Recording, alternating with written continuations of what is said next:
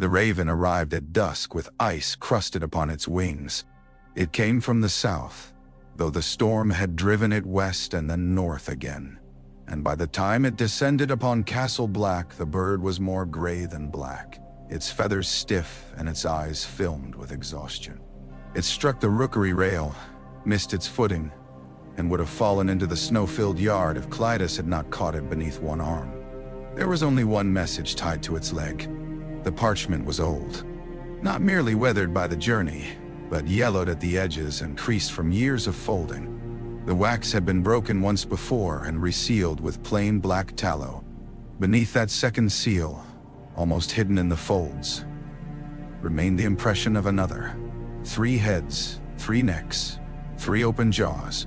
A dragon. Clydas brought it to Maester Aemon without reading it. The old man sat beside the brazier in his chamber, his hands resting on the head of his cane. His milk-white eyes stared at nothing.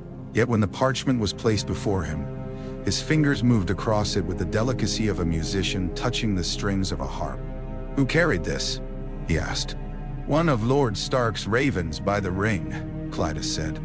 "But the message is not in Lord Stark's hand." Aemon's fingers found the cracked remnant of the first seal. For a long while he did not speak. Outside, Castle Black groaned beneath the wind. Men shouted along the galleries. Chains rattled as the lift climbed the wall, bearing 3 frozen barrels of pitch and 2 brothers whose beards had turned white with frost. Somewhere in the yard, Gren was arguing that Pip had stolen his gloves. The sounds were ordinary, familiar, almost comforting. Within the chamber, the last living dragon of an older age held a dead man's secret. "Bring me Samwell Tarly," Aemon said at last. "And Jon Snow." Clydas hesitated. "No? Before I lose the courage." Jon came first. He entered with snow on his shoulders and resentment in his face. He had spent the afternoon under Elizar Thorne's eye, teaching new recruits how not to die with a sword in their hands, and the lesson had ended with Rast spitting blood into the snow and promising murder. Jon's temper had not improved when Pip told him the Maester wished to see him privately. He had expected medicine, perhaps another request to read letters aloud. He had not expected Sam to arrive behind him, breathing hard from the climb, nor Clydas to close the door and remain outside. Aemon gestured toward the bench. "Sit, both of you." Jon sat. Sam lowered himself beside him, almost overturning a stack of books with his hip. Aemon waited until their breathing had quieted. "Jon," he said, "tell me what you remember of your mother." The question pierced more cleanly than any blade. Jon's expression hardened. "Nothing. Nothing at all? Lord Stark never spoke of her." "Lord Eddard," Aemon said, weighing the name, "was a man who carried silence as other men carry swords. He believed it honor."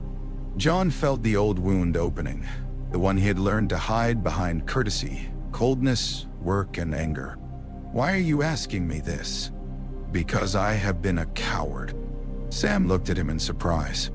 No one at Castle Black would have called Maester Aemon brave in the manner of Corin Halfhand or Sir Jeremy Riker, but there was a quiet strength in him that seemed older than swords.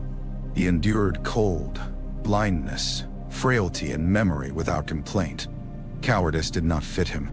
Aemon drew the parchment closer. "Many years ago," he said, "a letter was written by a man who served my brother's grandson. The man was dying. He feared the truth entrusted to him would perish as well. Yet he feared even more what would happen if the truth became known while King Robert sat the Iron Throne." Jon leaned forward despite himself. The letter passed through hands that did not understand its meaning. It was hidden in the Citadel, found hidden again, then sent to Lord Eddard when the realm appeared secure enough for old ghosts to be named. Lord Eddard never answered. Now, with the king traveling north and danger gathering around his house, the sender has tried again. None. What truth?" Jon asked. Aemon's hands trembled. Not with age. Jon had seen the old man measure powders in a storm without spilling a grain. This tremor came from someplace deeper. "Your father was not Lord Eddard Stark." The chamber seemed to contract around Jon. Sam turned toward him. Jon did not move. Aemon continued before disbelief could harden into refusal. The lie was necessary. I believe that with all my heart. Had Robert Baratheon known, he would have killed you in your cradle. He would have called it justice. Men often give their hungers noble names. Jon heard the fire cracking. He heard his own pulse. My father, he said carefully, was Ned Stark. He raised you. He protected you. He loved you at greater cost than you can yet understand. In every way that matters to the heart, he was your father. Jon stood so swiftly that the bench scraped across the stone. Then who put me in my mother? Sam flinched at the bitterness in his voice. Aemon did not. Rhaegar Targaryen. The name was impossible. It belonged to songs, to defeated armies, to the Prince Robert had killed upon the trident with a warhammer. It belonged to tales told in Winterfell's hall, silver hair stained red in the river, rubies torn from black armor, a dynasty ending beneath a stag's fury. Jon laughed once, without humor.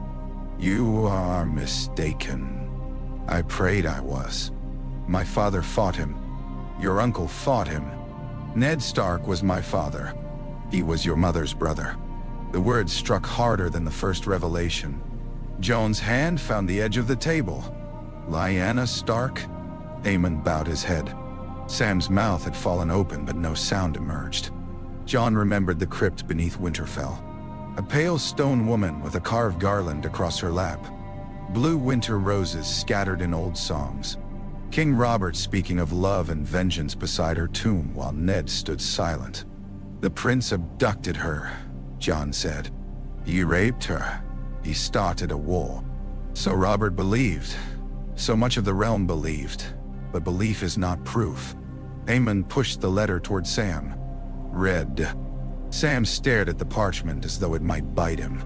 Read, Aemon repeated. Sam unfolded it. The script was cramped and badly faded. He moved closer to the candle.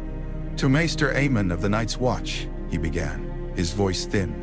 From Archmaester Valen, written in confidence upon the testimony of Septon Oswyck, formerly sworn to the household of Prince Rhaegar. Jon remained standing. Sam swallowed and continued. Oswyck confessed before death that he accompanied the prince and Lyanna Stark into the mountains of Dorne. There, in a small sept abandoned since the reign of Daeron the Young Dragon, he witnessed the setting aside of Prince Rhaegar's marriage by private decree and blessed a second union between Rhaegar of House Targaryen and Lyanna of House Stark. No, Jon said. Sam faltered. Go on, Aemon told him. A son was born at the Tower of Joy during the final days of the rebellion. Lady Lyanna named the child Aegon. Sir Arthur Dane, Sir Gerald Hightower, and Sir Oswell went guarded the tower by command of the prince. After their deaths, Lord Eddard carried the child north and named him his own bastard. Oswyck believed the child survived. Nah, how me? The parchment shook in Sam's hands. Jon looked at Aemon. The old man's blind gaze remained fixed slightly to his left. Aegon, Jon whispered. A name already borne by Rhaegar's first son, Aemon said. Perhaps your mother chose it after learning the other child had been killed. Perhaps Rhaegar chose it before he rode away. The dead are poor witnesses. No. Jon wanted to call the tale madness. He wanted to tear the letter and throw it into the brazier. He wanted Ned Stark to stride through the door and say the old man had been deceived. Instead, memory betrayed him. His father's face when Jon had asked about his mother. You are a Stark. You might not have my name, but you have my blood. The promise made before the king's party left Winterfell. The next time we see each other, we'll talk about your mother. Ned had intended to tell him. That hurt more than the lie. Why now? Jon demanded. Why tell me when I have sworn my life away? Aemon lifted his chin. Because I once made the same choice. Jon stared. Sam knew the tale. Most brothers did not. The Maester's family name was spoken rarely within Castle Black, yet Sam had uncovered it in an old history, and afterward could hardly look at Aemon without seeing crowns and dragons. Aemon said, I was born Aemon Targaryen, son of Maekar, brother to Aegon V. I refused a crown and came here so no man could use me against my brother. Jon lowered himself slowly onto the bench. You're Rhaegar's great-great-uncle, Sam said, then glanced at Jon. And yours. The word kin hung between them. Aemon reached across the table. His hand moved through empty air until Jon, after a hesitation, gave him his own. The old man's fingers closed around his wrist. I have lived among strangers for most of my life, Aemon said. Good men, cruel men, brave men, fools. I loved many of them. Yet I have heard every member of my blood named and buried from afar. My brothers, their children, their children's children. I believed myself the last grown man of House Targaryen. Nah. Jon's anger shifted, not fading but losing its shape. I am no Targaryen. You are what you choose to be. Blood is a door, Jon. It may be opened by you or broken down by others, but pretending there is no door does not make the wall whole. I took a vow. So did I. Then you know what I must do. I know what duty cost me. I know what regret costs as well. The wind pressed against the shutters. The flame guttered, throwing the dragon seal into shadow. Jon withdrew his hand and stood. Does Lord Commander Mormont know? No? Eliezer? No. Anyone? The Citadel may hold fragments. Lord Eddard knows, if he still lives.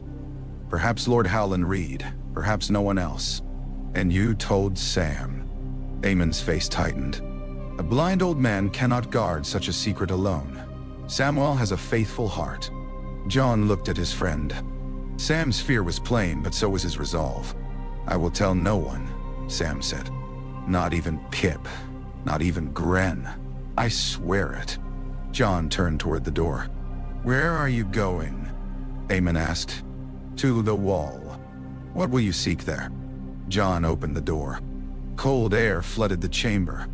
A place high enough to remember who I was this morning. He climbed until the castle became a scattering of black shapes below him, and the forest beyond the wall stretched into the night. Clouds hid the moon. Snow swept across the ice beneath his boots, racing eastward in pale veils. He had once believed the wall the end of the world. Now it felt like the only place vast enough to contain the lie of his life. Ned Stark was his uncle. Lyanna Stark was his mother. Rhaegar Targaryen was his father. Aegon was his name. He spoke it once into the wind. The wall gave nothing back. Far below, unseen in the darkness, Ghost raised his head and howled. Jon remained atop the wall until his fingers went numb inside his gloves. He watched darkness gather over the haunted forest and imagined roads running south beneath it. The King's Road winding through the Gift, past abandoned holdfasts, beneath Winterfell's gray walls, then onward through lands he had never seen. Somewhere along that road rode the man who had raised him. Somewhere, perhaps, Ned was thinking of the promise he had made. The next time we see each other. Jon had resented those words for months. Now they seemed precious. He wondered whether Ned had planned to speak the truth in Winterfell's Godswood. He imagined the two of them beneath the heart tree, red leaves whispering above the pool. He imagined anger, denial, questions. He imagined forgiveness. The future had once seemed endless enough to contain all of it. Boots crunched behind him. Jon did not turn. Ghost did. The direwolf rose, silent as mist, his red eyes fixed upon the approaching figure. Sam stopped several paces away. I brought your cloak, he said. Jon looked down and realized he had come without the heavier bearskin mantle. The cold had entered him too deeply to be felt. Sam placed the cloak around his shoulders. For a while they stood side by side. Do you believe it? Jon asked. Sam took too long to answer. I believe Maester Aemon believes it. That is not what I asked. No. Jon turned toward him. Sam's face reddened despite the cold. I mean, I cannot know. The letter could be false. The Septon might have lied. Men confess strange things when they are dying, but... Sam looked at him with helpless honesty. You do resent.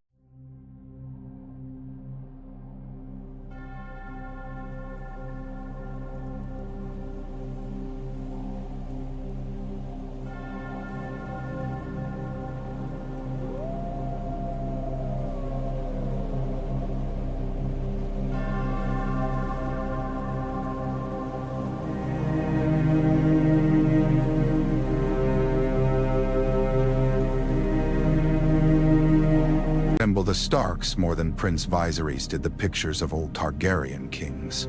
Jon almost smiled. Almost.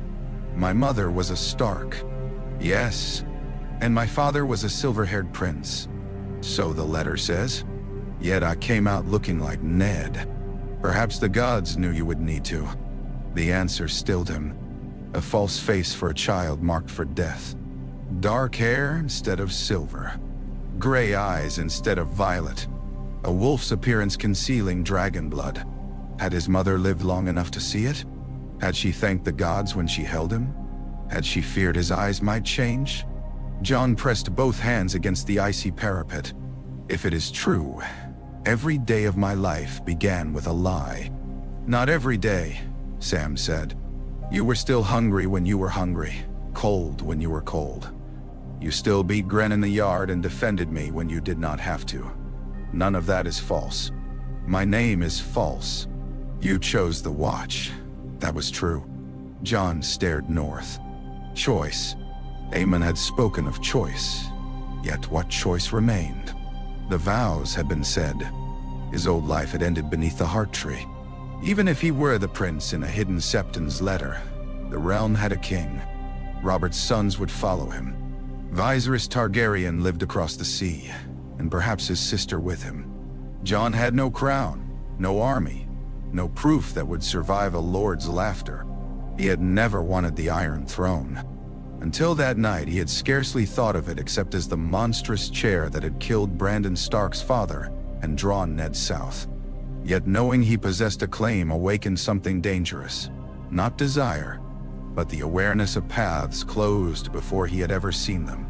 He might have been raised in a castle without shame. He might have known a mother's name. He might have learned High Valyrian from tutors instead of insults from Theon Greyjoy. Men might have bowed to him. The thought disgusted him. The thought tempted him. I need air, Sam said after a long silence. Jon looked at the endless sky. There's little else up here. I meant air that does not freeze inside my lungs. They returned to the lift. As it descended, Castle Black rose around them from darkness. The smithy glowed. Men crossed the yard carrying shields. A dog barked near the kitchens. Jon saw the place anew, not as a refuge from bastardy, but as a fortress to which a prince had unknowingly exiled himself. The door to Aemon's chamber stood open when they returned. Lord Commander Jorah Mormont waited inside. He wore a black wool tunic beneath his cloak, and his raven perched on the chair behind him, picking at a crust of bread. The old bear's face betrayed nothing as Jon entered, but his hand rested near the pommel of Longclaw. You took your time, he said. Jon glanced toward Aemon. The maester sat with his chin lowered. You told him, Jon said. I asked him to come, Aemon replied. I did not tell him why. Mormont's eyes moved between them. I have been dragged from supper to discuss a mystery, apparently. Sit down, Snow. Jon did not. What would you do? He asked. If a brother of the Watch learned that he had been born with another name. Mormont frowned. Every man here had another name. A name that might start a war. The raven croaked. War, it said. War. The old bear looked toward Aemon. What has happened? The old maester took a breath and told him. He spoke without embellishment. Rhaegar. Lyanna. The secret marriage. The Tower of Joy. Ned's deception. The letter. Jon listened as though the tale concerned a stranger, someone born beneath a red comet in a forgotten tower, someone carried through blood and mountains by the Lord of Winterfell. Mormont did not interrupt. When Aemon finished, the Lord Commander took the parchment and read it twice. His face remained stern, but a vein pulsed near his temple. "At best," he said, "this is hearsay from a dead septon carried by a dead maester, and sent through a citadel that denies half the things it keeps in locked vaults." "At best?" Sam asked faintly. "At worst, it is bait." "For whom?" Jon said. "For you, for Stark, for the Watch. Choose one." Mormont laid the letter down. "You understand what men would do with this." Jon's anger returned. "Aemon seems to. Maester Aemon understands better than any living man. That does not mean you do." "No, I understand I was lied to. You were kept alive. I understand I may be Rhaegar's son. You are a sworn brother of the Night's Watch." The words were not unkind. Their firmness made them harder. Mormont moved closer. "When I look at you, I do not see a dragon prince. I see the steward who saved my life from a dead man. I see a boy who thinks too much about his honor and too little about keeping his temper. I see someone I intend to take beyond the wall when we ride." Jon's head lifted. "You still mean to take me? Unless the Iron Throne has summoned you while I was eating my stew." The raven flapped its wings. "King," it croaked. "King Snow." Silence followed. Mormont seized a crust and threw it at the bird. "Shut your beak." The raven snapped it from the air. Jon looked at Aemon. "Did you tell me because you wanted me to leave?" "No." "Because you wanted me to claim the throne?" "No." "Then why?" "Because the choice to remain means nothing if it is made in ignorance." Aemon's voice had softened, but the words carried. "I was offered a crown. You have been offered only knowledge. Yet knowledge can command more cruelly than kings. I would not have you wake at 80 and learn that at every decision of your life rested upon a secret other men chose to keep." "Nah." Jon touched Longclaw's pommel. The white wolf's head felt cool beneath his palm. "And if I leave?" Mormont's expression hardened. "You would be a deserter. Even for this? Especially for this. The Watch cannot endure if blood excuses an oath. Every man here has family, grief, claims, and reasons. Yours may be grander than most. The law is not." Sam looked sick. Jon walked to the brazier. The letter lay behind him. All he needed to do was take it, descend before dawn, saddle a horse, and ride south. He could find Ned. Demand the truth. He could stand before Robert Baratheon and watch recognition become murder. Or he could remain. The fire painted his hands red. "What did you feel?" Jon asked Aemon. "When you refused the crown?" Aemon smiled without joy. "Relief. And later, everything else." Jon closed his eyes. He saw Robb grinning in Winterfell's yard, Arya pressing needle into his hands, Bran climbing where he had been forbidden, Sansa turning away when Lady Stark entered, Ned beneath the heart tree. A family built around one necessary lie. He saw the White advancing through Mormont's chamber, blue eyes shining in a dead face. The enemy in the north had not cared who Jon's father was. Jon turned. "I will ride with the ranging." Mormont studied him. "As my steward?" "As a brother of the Watch." The old bear nodded once. Aemon's shoulders lowered, as if a weight had been lifted and replaced by another. Jon picked up the letter. "I keep this." Mormont glanced at the brazier. "I would burn it." "I know. That secret could kill every man in this castle. Then every man in this castle had best not learn it." Jon folded the parchment and slid it inside his tunic. The raven watched him. "King," it whispered. Jon looked at the bird until it turned away. Before dawn, he went to the godswood beyond the castle. The weirwood there was small and twisted, its red leaves rimed with frost. Ghost followed but kept his distance. Jon knelt. He had come to pray, yet he did not know which gods might hear him. The old gods of his mother's blood. The gods of Valyria, dead beneath smoking mountains. The seven who had supposedly blessed his parents' union. In the end, he spoke to Ned. "I am staying. he said. Snow fell through the red leaves. I do not know whether you would call that honor or foolishness. You always made them look much the same. His throat tightened. You should have told me. The words emerged harsher than he intended. You should have trusted me. No answer came. Only wind, leaves, and the distant creak of the wall. Jon bowed his head. But I know why you did not. When he rose, the sun was touching the summit of the wall, turning the ice pale gold. For an instant, the vast barrier seemed not blue or white but silver, and Jon imagined fire sleeping deep inside it. He returned to the castle before the morning horn. By midday, the ranging preparations had begun. The truth traveled north with Jon like a second shadow. It lay folded against his skin as the Night's Watch rode beneath the wall, crossed the frozen villages of the Gift, and entered the haunted forest. He felt it when the trees closed behind them. He felt it whenever Mormont called him Snow. He felt it in dreams where a silver-haired man played a harp beside Lyanna's tomb while blue roses grew from the strings. He told no one. Not Gren, who complained of the cold every morning and snored every night. Not Dolorous Edith, whose predictions of death became more elaborate with each league. Not even Ghost, though the direwolf often watched him as if scenting another creature beneath his skin. The ranging stripped men of secrets in other ways. Hunger revealed selfishness. Cold exposed fear. Darkness drew old guilt to the surface. Yet Jon's secret remained sealed because it was too great for ordinary confession. He could imagine Gren's disbelief, Pipe's jokes, Thorne's contempt.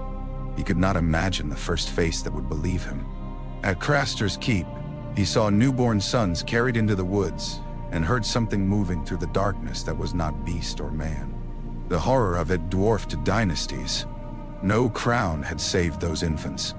No noble blood had warmed them. When the dead came upon the fist of the first men, every claim in the realm became smaller still. Men screamed in snow lit by blue eyes. Horses broke their tethers and plunged over stones. The living fought shapes wearing the faces of brothers. Jon's sword passed through rotten mail. Ghost tore at a dead ranger whose hands continued clawing after his throat had opened. The watch fled. During the retreat, Jon watched brave men cast away shields, food, even weapons to run faster. He saw lords' sons and poachers stumble together. The dead made brothers of them all. Later, separated from Mormont and placed under Corrine Halfhand's command. Jon wondered whether Aemon had known how quickly the North would burn pride from him. Corrine spoke little during their climb through the Skirling Pass. He had the weathered face of a man carved from the same stone as the mountains, and his missing fingers seemed less a wound than an old agreement with winter.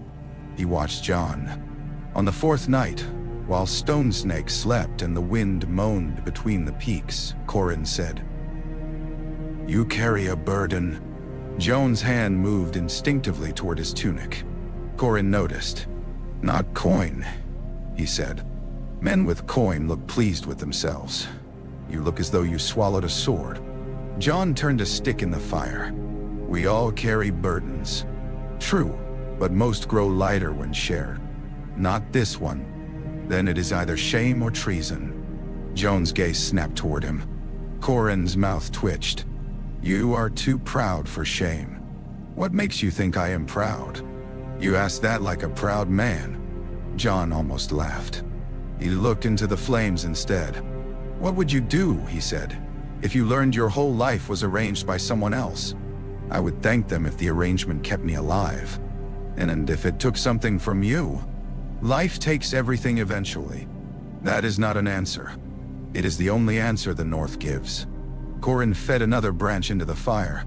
"Whatever name your burden bears, remember this. A man is not the secret in his blood. He is what he stands between." Jon thought of the wall. "What do you stand between?"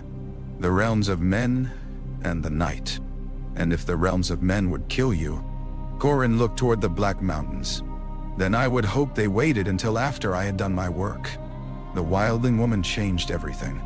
Jon found Ygritte among the rocks after the watch ambushed her band. She was quick, fierce, red-haired, and wholly unimpressed by him.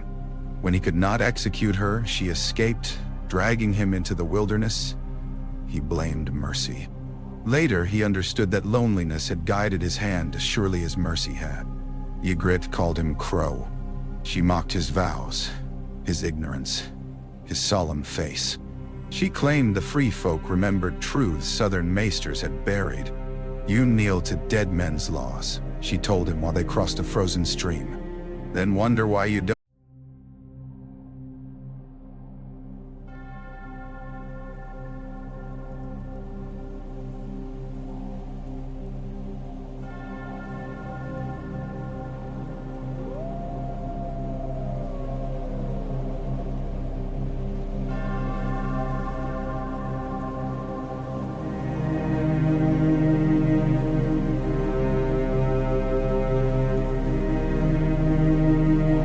Know who you are. The words struck too near. "What do you know of who I am? You're Ned Stark's bastard." Jon nearly slipped. Ygritte laughed. There. That bothers you. No. You know nothing of Ned Stark. I know he cut off men's heads and lived in a castle. That's enough to know he was a kneeler. My father was an honorable man. Was he? Jon seized her arm. "Mind your tongue." Her eyes narrowed, but she did not look afraid. "Touchy." He released her. That night they sheltered beneath an overhang while sleet hissed against the rocks. Ygritte slept with her back to him, hands bound loosely enough that she might have escaped. Jon held Longclaw across his knees and watched the darkness. "Rhaegar," she said suddenly. His blood chilled. "What?" "The singer prince. That's who the old men say stole your lord father's sister." Jon did not answer. Ygritte rolled over. "You know the song?" "I know the war. Southron War. Dead king, dead prince, dead maid, lot of kneelers killing each other. Lyanna Stark was not a maid in a song. No, she was flesh. Bet she had more say than the songs give her." Jon stared at her. Ygritte smiled faintly. "There it is again." "What?" "That looked like someone kicked open a door in your head." He turned away. "You said the free folk remember truths. What truth do they remember of Lyanna?" "No. Some call her the Blue Rose. Some say she ran with the Dragon Prince because wolves don't like cages. That is a tale.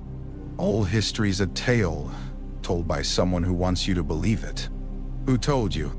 "Mance heard it from a wood switch who came south from the Frostfangs. She was old enough to remember the year the snows turned red around the tower." Jon's breath caught. "What tower?" Ygritte studied him. "You really don't know." He should have remained silent. Instead, he said, "Tell me." "Why?" "Because I asked. That how lords command." "I am no lord." "No, you're something stranger." In the morning, she escaped. Corin found Jon hours later, alone and furious. They continued east, but Ygritte's words followed him. At last, after the wildlings captured them and Corin forced Jon to kill him to preserve the mission, Jon entered Mance Rayder's camp as a traitor to the Watch. The king beyond the wall received him inside a hide tent filled with smoke and music. Mance wore no crown. He looked more like a weathered traveler than a king, but thousands obeyed him because he had persuaded enemies to march together. Ygritte stood near the entrance. Tormund Giantsbane watched with amusement. Mance poured wine into a horn. "Jon Snow," he said. "Eddard Stark's bastard." Jon felt the folded letter against his heart. "So I was told." Mance paused. It was small, that pause. A lesser man might have missed it. Jon did not. "What have you heard?" he asked. Mance handed him the horn. "About you? About my mother?" Ygritte looked sharply toward him. Mance sat. A dangerous question for a man claiming he came here because he hated being called bastard. "I came because the Watch would not listen about the dead." A better answer. "It is also true." Mance's eyes held his. "Truth is expensive. the Wildling King said. "What will you pay?" Jon thought of Corinne dying beneath Longclaw. "I have paid." Something in his face convinced Mance. "There were singers among Rhaegar's company," he said. "Men carry songs where ravens will not. One came north after the war, half mad and missing 3 fingers. He claimed the prince loved Lyanna Stark, and she him. Claimed she went willingly. Claimed they wed beneath the Seven, though Rhaegar already had a wife." "Nine." Jon's grip tightened around the horn. "Did he speak of a child?" Mance leaned forward. "No." The answer came too quickly. Jon set the wine aside. "You are lying." Tormund's smile vanished. Ygritte shifted closer. Mance studied Jon for a long moment. "Careful, Crow. I did not cross the Frostfangs to trade one lord's lies for another. You crossed because Halfhand commanded it." Jon's heart stopped. Mance smiled without warmth. "You think I cannot smell duty on a man?" Tormund drew his knife. Ygritte said, "He killed Halfhand." "So Halfhand could place him here," Mance replied. The tent seemed suddenly too small. Jon reached for Longclaw, though he knew he would die before drawing it. Mance lifted one hand. "No." Tormund did not sheath the blade, but he waited. Mance looked back at Jon. "If I wanted you dead, you would have joined your black brother before supper. I am more interested in why a Stark bastard asks about a dead prince's child." Jon's mind raced. He could deny everything. Mance would not believe him. He could reveal the letter and lose control of the secret forever. Or he could offer part of the truth. "I found a record," Jon said. "At Castle Black." Mance's expression changed. "What record?" "That Lyanna bore a son." Ygritte stared. Tormund muttered something beneath his breath. Mance sat back slowly. "And you think you are him?" Jon said nothing. Silence answered for him. The Wildling King began to laugh. Not mockingly, wonderingly. "Gods," he said. "A dragon hidden in black wool." Jon's hand remained near his sword. "Will you expose me?" "To whom?" "The kneeling king? The boy king? The dead?" "Nani, God may." Mance's amusement faded. "I do not care who sat the Iron Throne before your Southern War, and I care less who sits it now. I care that winter is coming with an army behind it." "So do I." "Then perhaps Halfhand chose better than he knew." Mance stood and stepped close enough that Jon could smell smoke in his clothes. "You want the truth of your blood? Survive. Dead men inherit nothing, not even names." Outside, horns sounded across the camp. One blast became 2. Scouts returning. Mance turned toward the entrance. Jon remained still. For the first time since Aemon's revelation, another living man knew what he might be. Yet instead of kneeling or reaching for a blade, Mance had dismissed the throne as irrelevant. The indifference was strangely freeing. Jon followed him outside. Across the valley, campfires burned like fallen stars. Giants moved among mammoths. Children carried bundles. Old women sharpened dragonglass. This was not an invading army hungry for land. It was a people fleeing death. Jon looked south, toward the wall he had sworn to defend. For the first time, he understood that defending the realms of men might require betraying nearly every man within them. Jon lived among the free folk for months with 2 names concealed beneath his black cloak. The first was Crow. The second was Aegon. The free folk cared about neither. They judged him by whether he could climb, hunt, keep watch, and endure mockery without drawing steel. They did not bow when Mance passed, though they followed him. They did not praise bloodlines except when boasting that some grandfather had slain a giant or stolen a woman from 3 valleys away. Jon had never known a people so fiercely bound to ancestry and so contemptuous of inherited authority. It unsettled him. It also taught him what a name could not provide. Ygritte learned the truth one night in a cave beneath the ice. They had left the main host to scout a route toward the gorge. A storm trapped them underground, where warm springs breathed mist through chambers of blue crystal. Their fire was small, their clothes wet, and every sound returned softened by water. Ygritte watched Jon turn the old letter in his hands. He had taken it out to dry after crossing a flooded passage. The wax dragon glimmered in the firelight. "What's that?" she asked. "Nothing. Nothing with 3 heads." Jon folded it. She held out her hand. "No. You've seen me naked, but a bit of parchment is too private? That is different. You're right. The parchment looks colder. You should have hidden it." Instead, exhausted by concealment, he gave it to her. Ygritte could not read. She turned the page one way, then another, frowning at the lines. "Tell me." Jon stared at the fire. "You already guessed. I guessed you had a door in your head. Didn't know a dragon lived behind it." He told her. Not elegantly. The story came in broken pieces. Aemon summons the letter, the marriage, the tower, Ned's lie. He left out nothing except the name his mother had given him. That remained too intimate, a word belonging to the dead. Ygritte listened without interruption.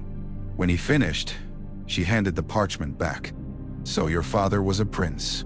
If the letter is true, and your mother was a wolf." "Yes, and you're still miserable." Jon frowned. She laughed. "That's the finest part. I did not expect you to kneel. I'd break your knees first." "I know." Ygritte moved closer to the fire. "What do you want from it?" "The truth." "You have that." "I have a dead man's account."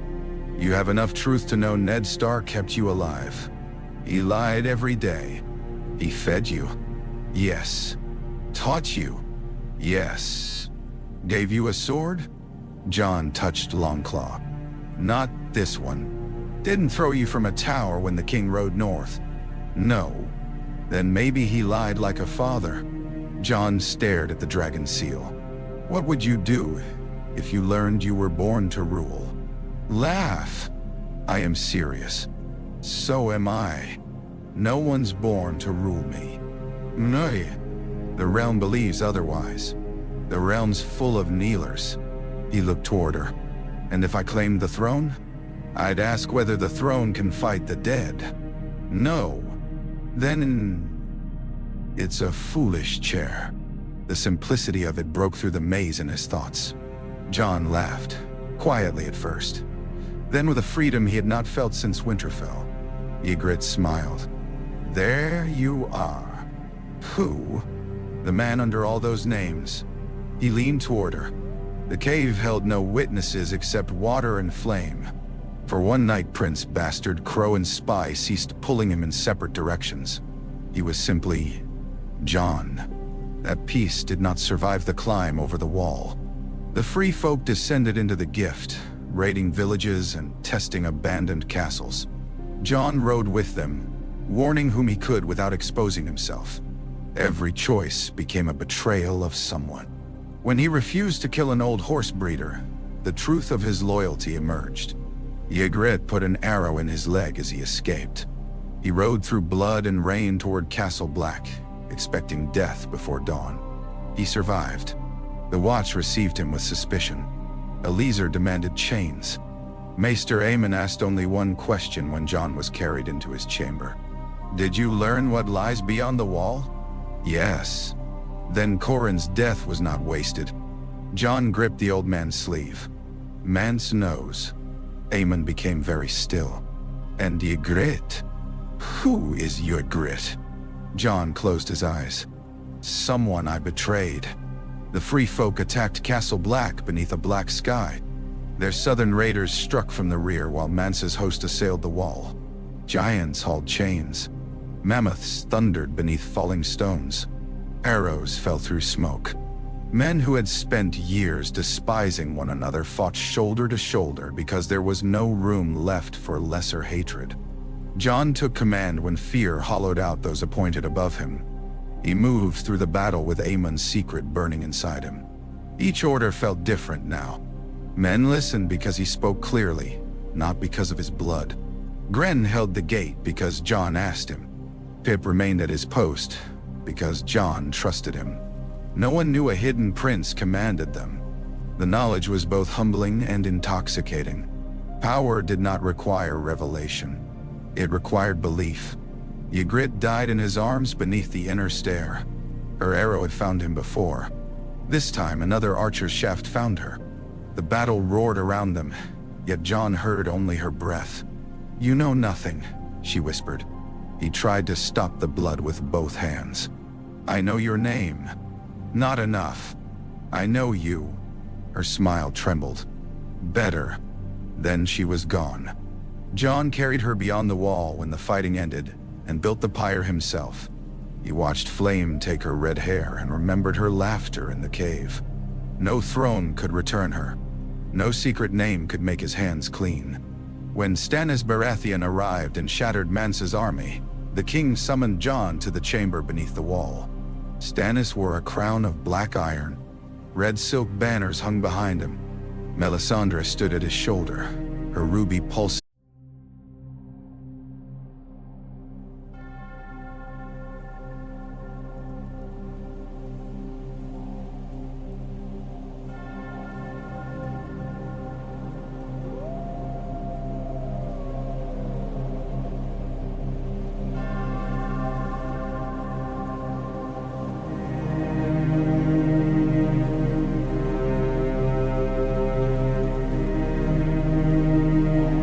softly at her throat.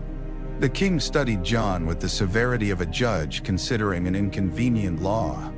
"You are Eddard Stark's bastard, so men say." Stannis' eyes narrowed. "An unusual answer." Jon said nothing. Melisandre watched him too closely.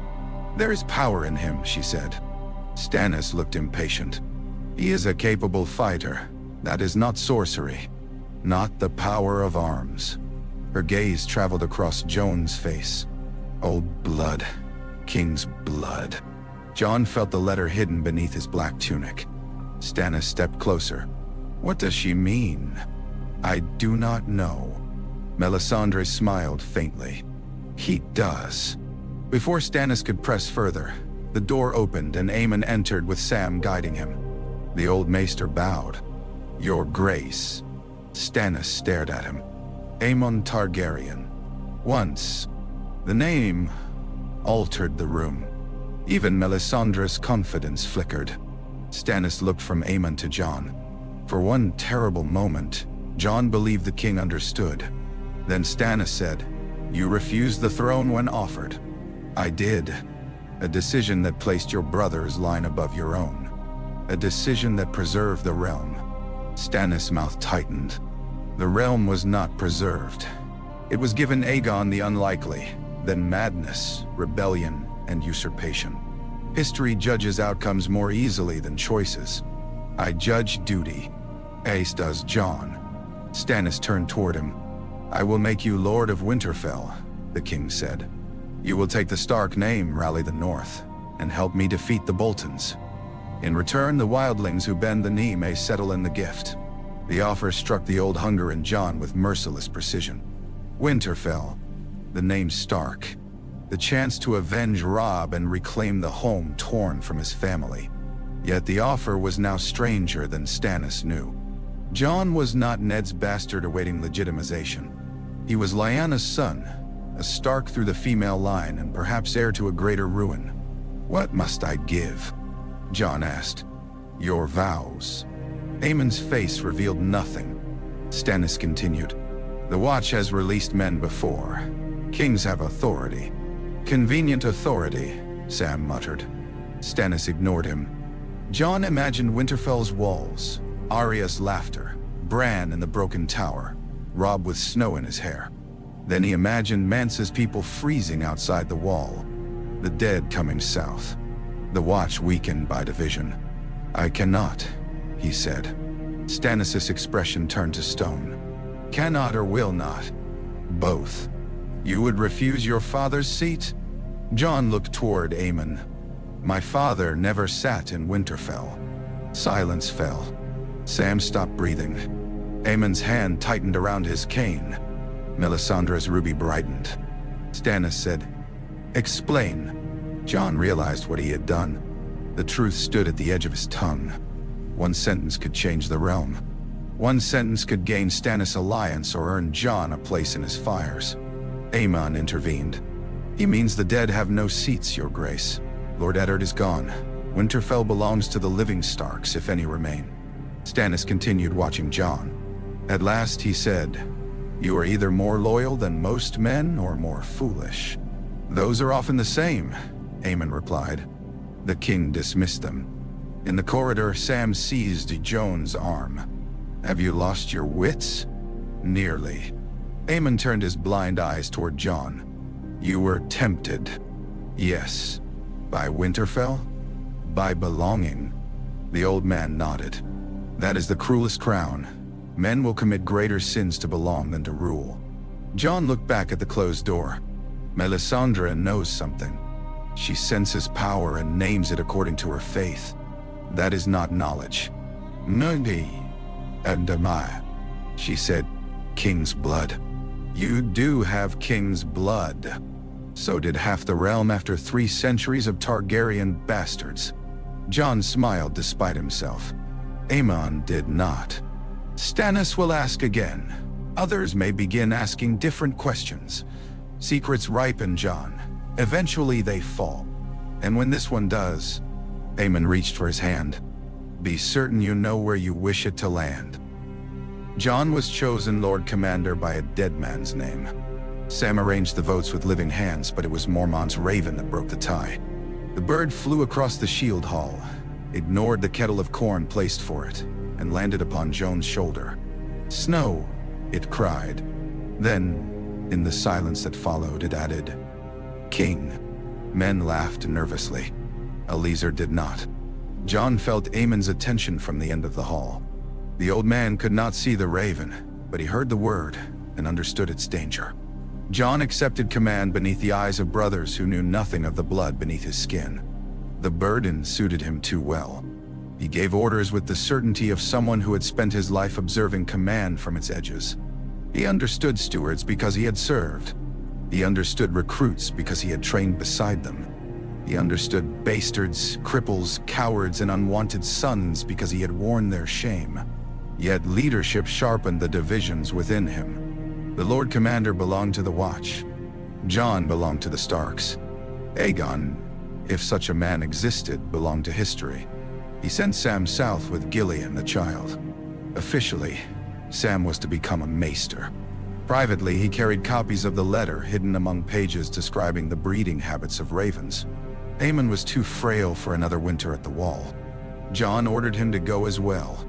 The old man resisted. "I have survived more winters than any man here. You will not survive this one.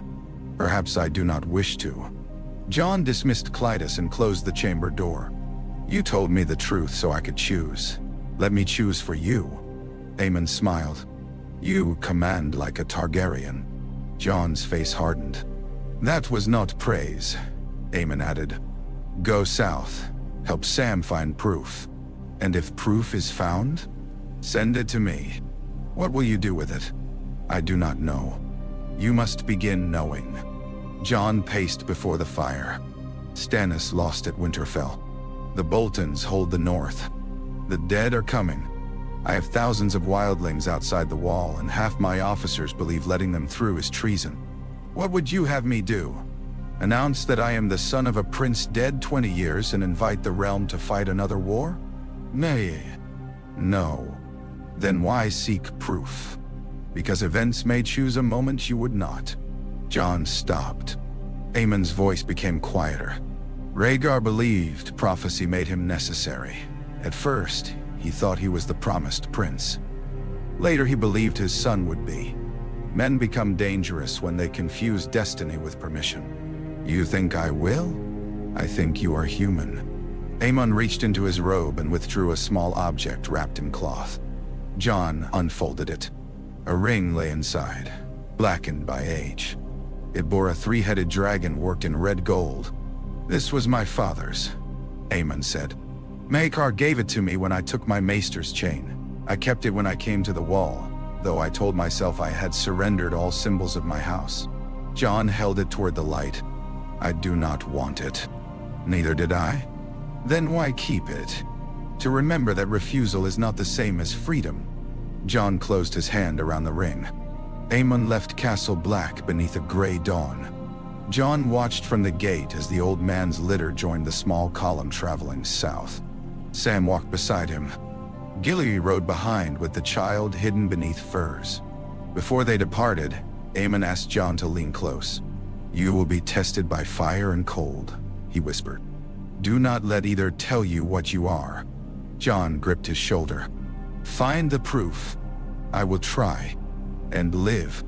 At that, Aemon laughed softly. "Command the sun to rise in the west while you are at it." They parted. Jon never saw him again. The Raven brought news weeks later. Aemon had died aboard ship in the narrow sea, speaking of dreams, dragons, and a younger brother crowned beneath summer skies. Sam's letter was stained where water had fallen upon it. Or tears. Jon read it alone. He had known Aemon only a few years, yet grief moved through him with the weight of lost generations. The old man had been the first of his blood to name him, the first to understand the cruelty of choosing duty over family. Now Jon was alone again. That evening he climbed the wall. The sun sank red beyond the shadow tower. Below, wildling camps dotted the snow. Children chased one another between tents while black brothers watched from the battlements with hands near their bows. Jon wore Maekar's ring on a cord beneath his clothes. He had sent Tormund to gather the survivors at Hardhome. Reports spoke of dead things in the woods, of ships lost, of thousands trapped against the sea. His officers opposed the mission. Eliezer called it madness. Bowen Marsh called it a violation of every purpose the Watch had served for 8,000 years. Jon answered that the Watch guarded the realms of men, and the free folk were men. Some heard reason. Others heard the command of a lord who had forgotten his brothers. At Hardhome, the dead came beneath a sky darkened by ash. Jon saw the Night King raise his arms and understood that every unburned corpse became an enemy soldier.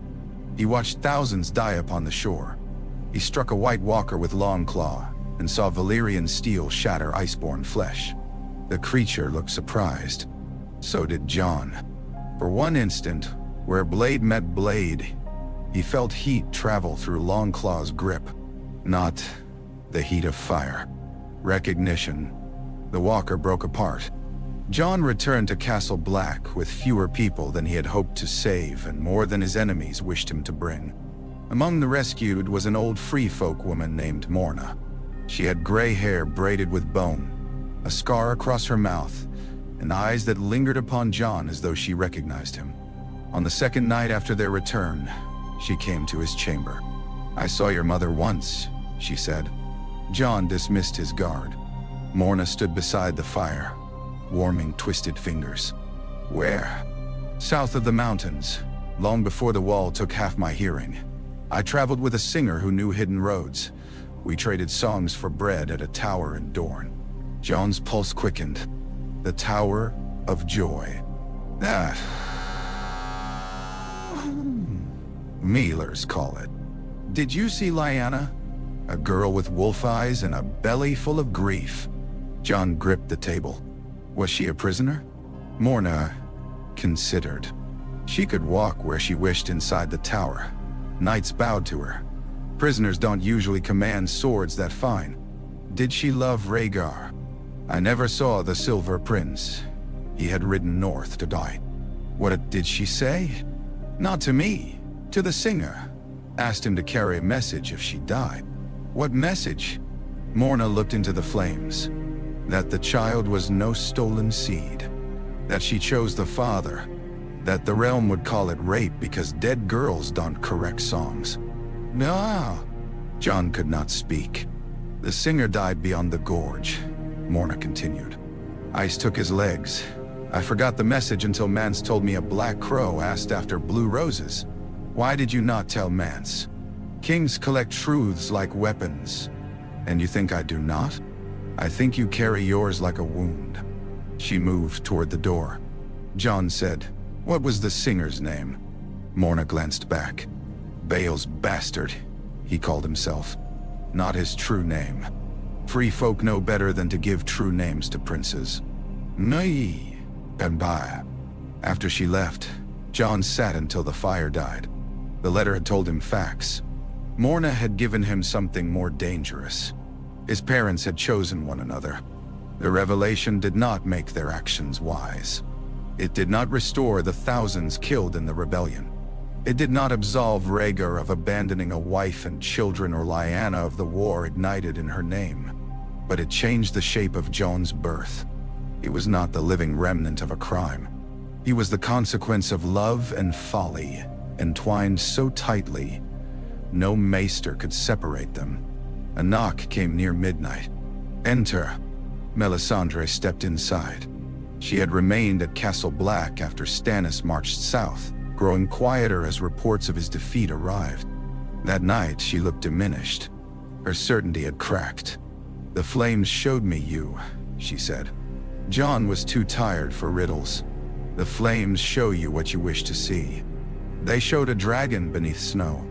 He reached for Longclaw. Melisandre did not move. "Aemon is dead," she said. "The blind dragon has gone into darkness."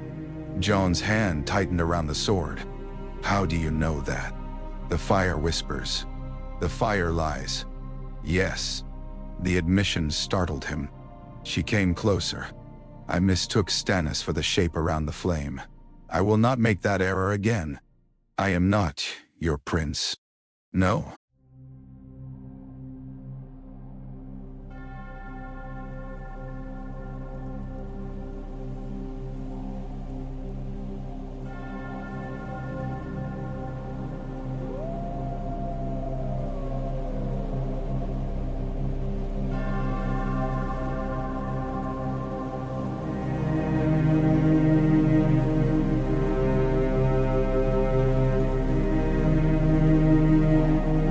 "You are several princes, perhaps, and none."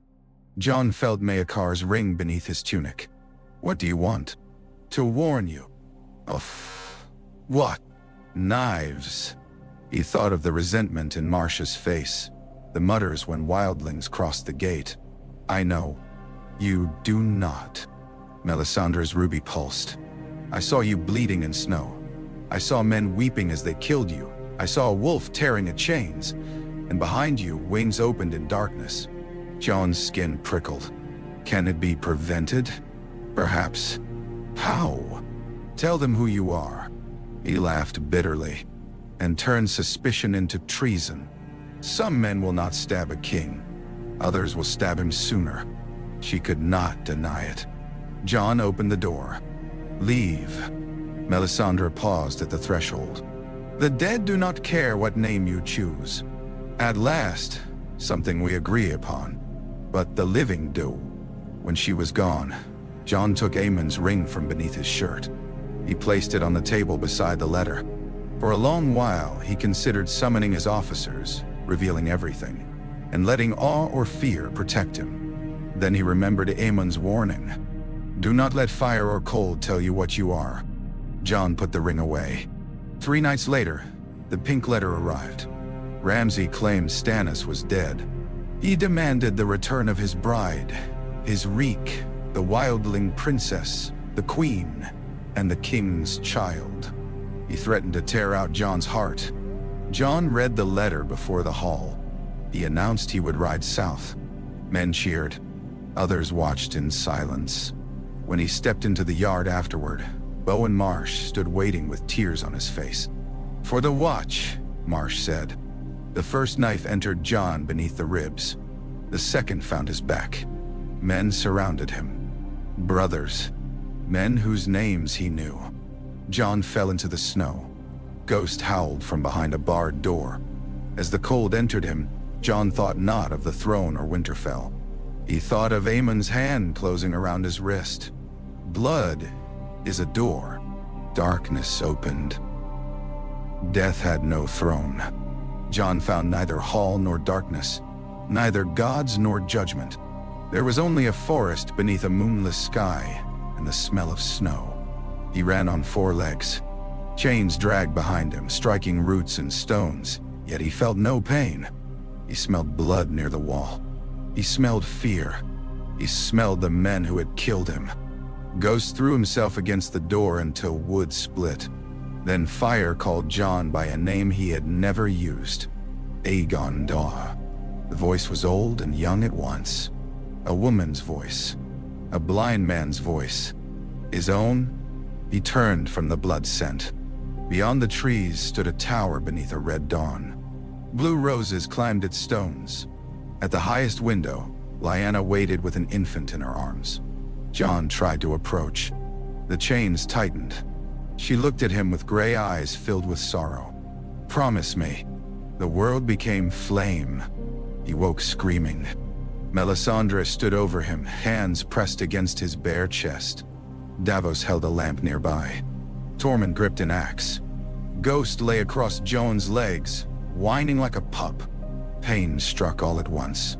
Jon saw the wounds stitched across his body. He remembered each knife. Marsh's tears. For the watch. He tried to speak. Only air emerged. Melisandre sank backward, exhausted. Davos crossed himself according to no faith Jon recognized. Tormund stared. "Knew you were too bloody stubborn to stay dead." Jon looked toward the window. "How long?" he managed. 2 days, Davos said. Jon closed his eyes. He felt changed, though not in the way songs described. There was no divine certainty, no voice of destiny.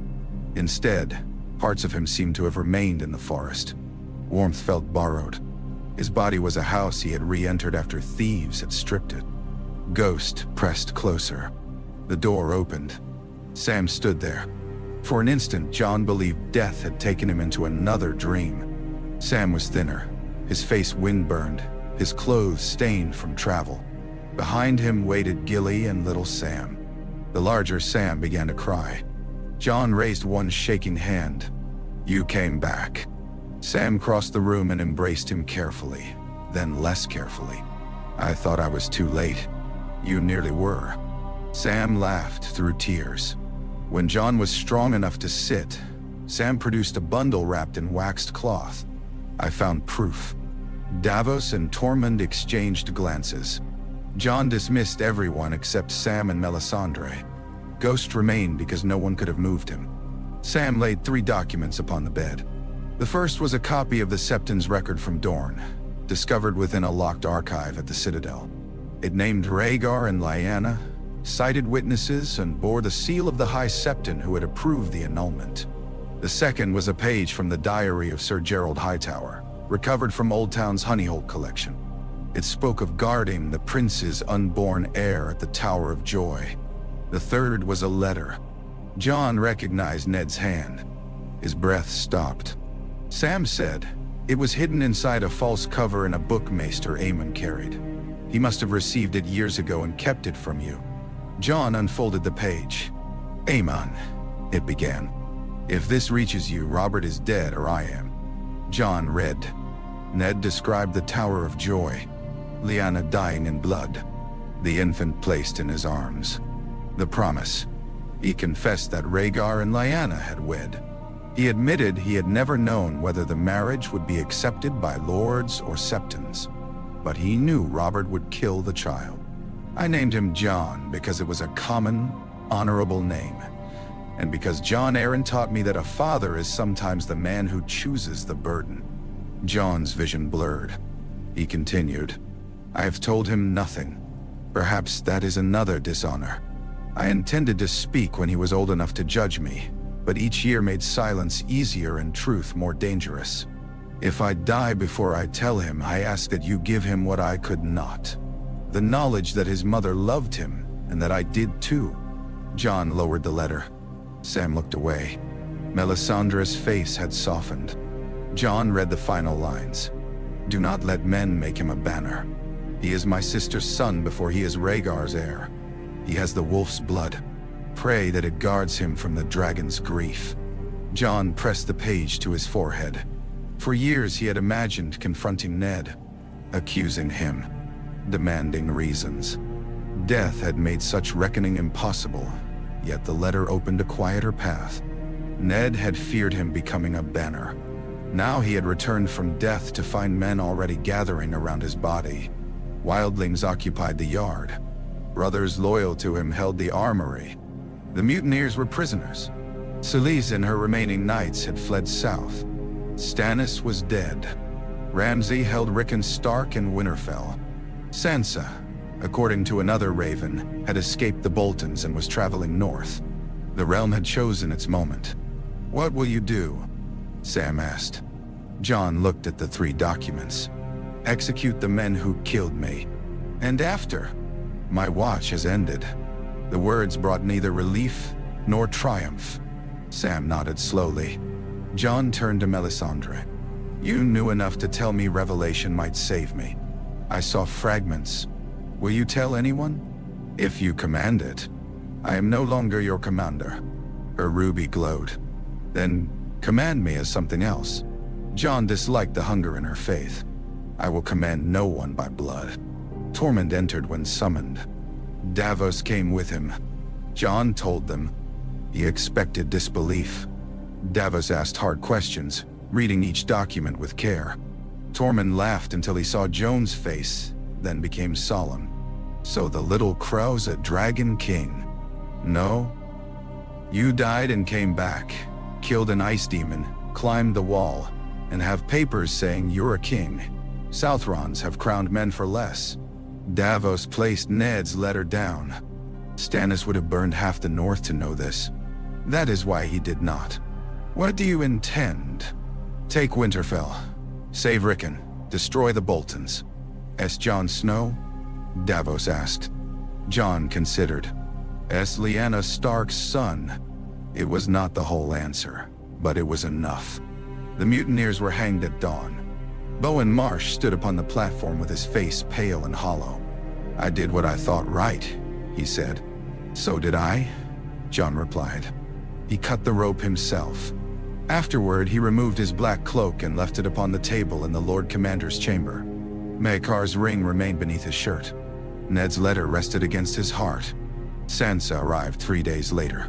She entered Castle Black wearing a borrowed cloak, exhausted from cold and fear. For a moment, Jon saw the proud girl who had once called him half-brother with careful politeness. Then she ran to him. He held her tightly.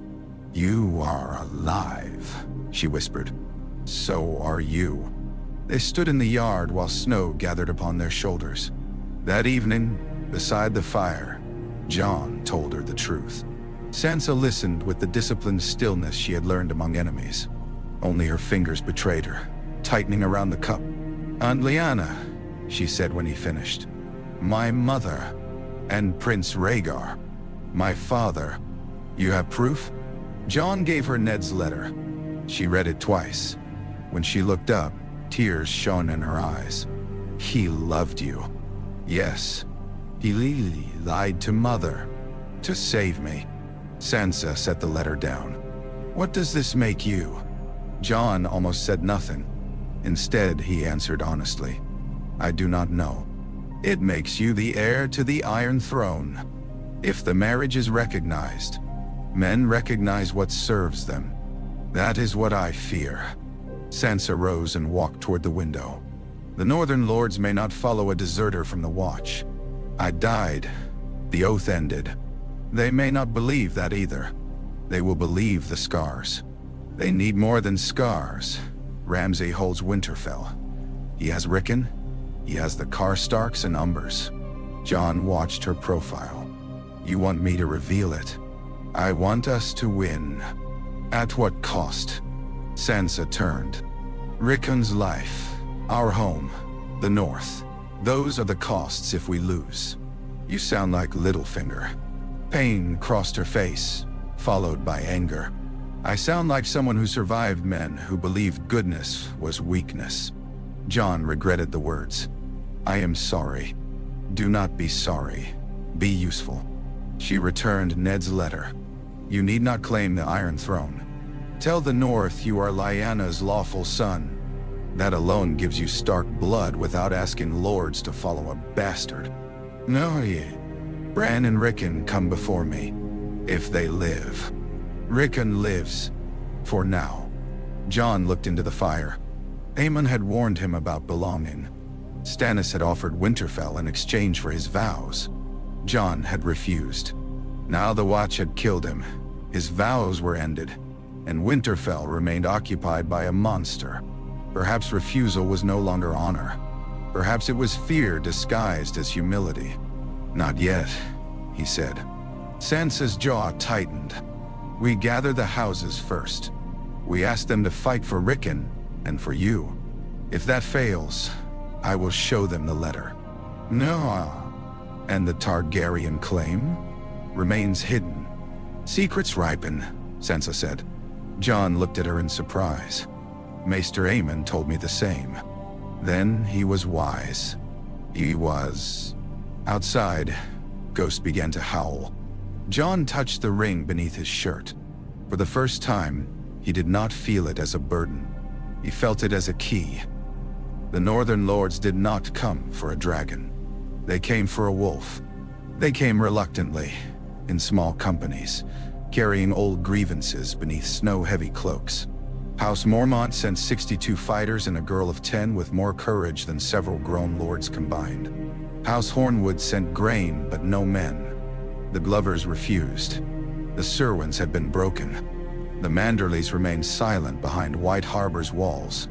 Every refusal narrowed the path before Jon. He rode from hall to hall with Sansa, Davos, and Tormund. He spoke of Rickon. He spoke of Ned. He spoke of the Boltons flaying northern men in the castle where the Starks had ruled for thousands of years. Some listened. Too few followed. At Bear Island, Lyanna Mormont sat beneath a carved bear and regarded him with cool suspicion. "You are Lord Eddard's bastard," she said. "I was raised as his son." "That is not what I said." Sansa leaned forward. Jon led the defense of Castle Black. He saved thousands of free folk from the dead. Lyanna looked toward Tormund.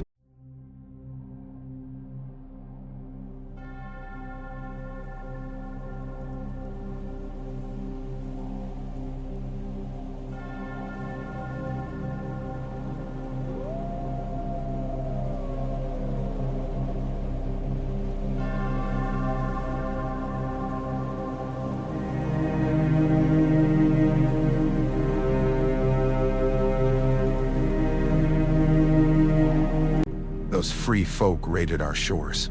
Tormund grinned. "Your shores had good goats." Davos stepped between insult and consequence. "My lady, the enemy we ask you to fight is Ramsay Bolton." "I know the enemy. I question the claimant." Jon had intended to keep the secret. Instead, he thought of Rickon in Ramsay's hands and of every lord who had dismissed him as a bastard. He removed Ned's letter. Sansa saw the decision in his face. "Jon, if we ask them to risk everything, they deserve the truth." He placed the letter before Lyanna Mormont. The girl read slowly. Her expression changed at the mention of Lyanna Stark. When she finished, the hall had gone silent. "My namesake was your mother," she said. "Yes. And your father was Rhaegar Targaryen." "Yes. Are you claiming the Iron Throne?" "No." "Why not?" "Because the dead are coming, and a chair in the south will not stop them." Lyanna considered him. "Are you claiming Winterfell?" "No. Rickon is Lord of Winterfell. Sansa follows him. Bran and Arya, if they live, have rights before mine." "Then what do you claim?" Jon looked at the men and women around her. "The duty to protect my family." Lyanna Mormont rose. "House Mormont remembers." Her 62 became the first to follow him, knowing the truth. Secrets did not remain secrets after that. Jon revealed his parentage only to leaders whose support could decide the war. Within days, servants whispered of it. Within a fortnight, songs began forming in camps. The Hidden Dragon, the Black Prince, the White Wolf. Jon hated every name. Men who had hesitated to follow Ned Stark's bastard now spoke of prophecy. Old knights bowed lower. Free folk found the whole matter hilarious and asked whether dragons were any good at finding food. Tormund called him Little Dragon until Jon threatened to break his nose. Sansa watched the transformation carefully. "You see," she said, "men need symbols. They are not following me. They are following a story. All rulers are stories. That does not make it right. No, it makes it useful. Littlefinger arrived with the Knights of the Vale before the battle. He came smiling, clothed in dark velvet, with calculation behind his eyes. Sansa received him in a ruined holdfast while Jon remained hidden with Davos. The Vale Lord offered aid. Then he revealed he already knew. Secrets leave tracks, Petyr said. A Septon's record vanishes from the Citadel. A Maester's ship departs Old Town unexpectedly. Northern lords begin riding to a bastard's camp after private meetings. One need not possess Varys birds to hear wings. Sansa's face remained composed. What do you want? The safety of the North. What do you truly want? Petyr smiled. An alliance with its future king. Jon stepped from the adjoining room. Littlefinger's expression barely shifted. I am not a king, Jon said. Not yet. You will address Sansa. Of course. Petyr bowed to her. Jon disliked him immediately and completely. The Vale will fight, Sansa asked. If called. Then why wait?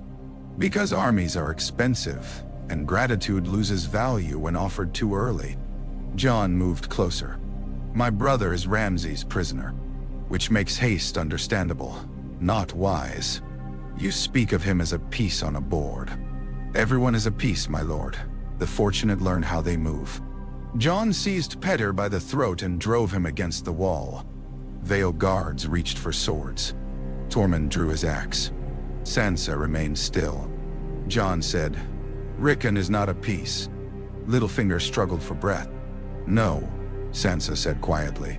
He is leverage, which is worse. Jon released him. Petyr straightened his collar. The dragon has a temper.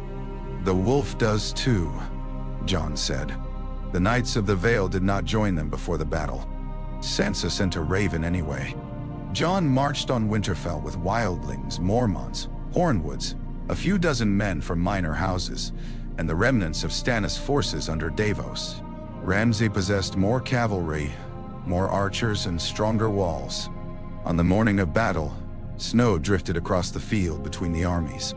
Ramsay brought Rickon forward. Jon saw his brother for the first time since leaving Winterfell. Rickon had grown taller. His hair hung across his face. His hands were bound. Ramsay cut the ropes. He told Rickon to run. Jon knew the trap. He rode anyway. Arrows fell. Rickon ran toward him. For one heartbeat, Jon believed he would reach him. Then an arrow struck the ground at Rickon's heel. Another passed his shoulder. A third took him in the back. Jon's world narrowed to the small body falling into snow. Ramsay's archers loosed.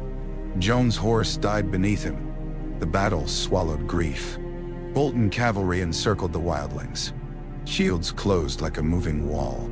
Bodies piled beneath the pressure. Men suffocated standing. Jon lost Longclaw, found it again, and fought without hearing anything except his own breath. The hidden prince vanished.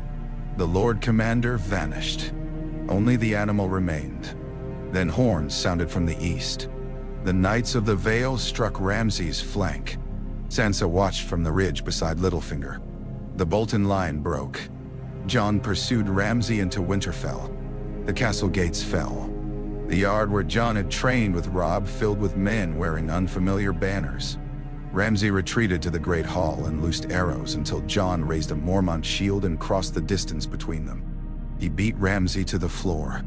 Each blow carried a name. Rickon, Robb, Daddio, Ned, Sansa. Theon. Ygritte. Jon stopped before rage killed the man. Ramsay smiled through blood. You think they'll follow you when they learn what you are? They already know. For the first time, fear entered Ramsay's eyes. Sansa chose the manner of his death. Jon did not watch. They buried Rickon in the crypt beside Ned. Jon stood before Lyanna's tomb after the others left. The stone woman still held her garland. He placed Maekar's ring upon her lap. I could not save him, he said. The crypt offered only silence. I tried. A voice came from the darkness. You always did. Sansa approached carrying a torch. The lords are gathered, she said.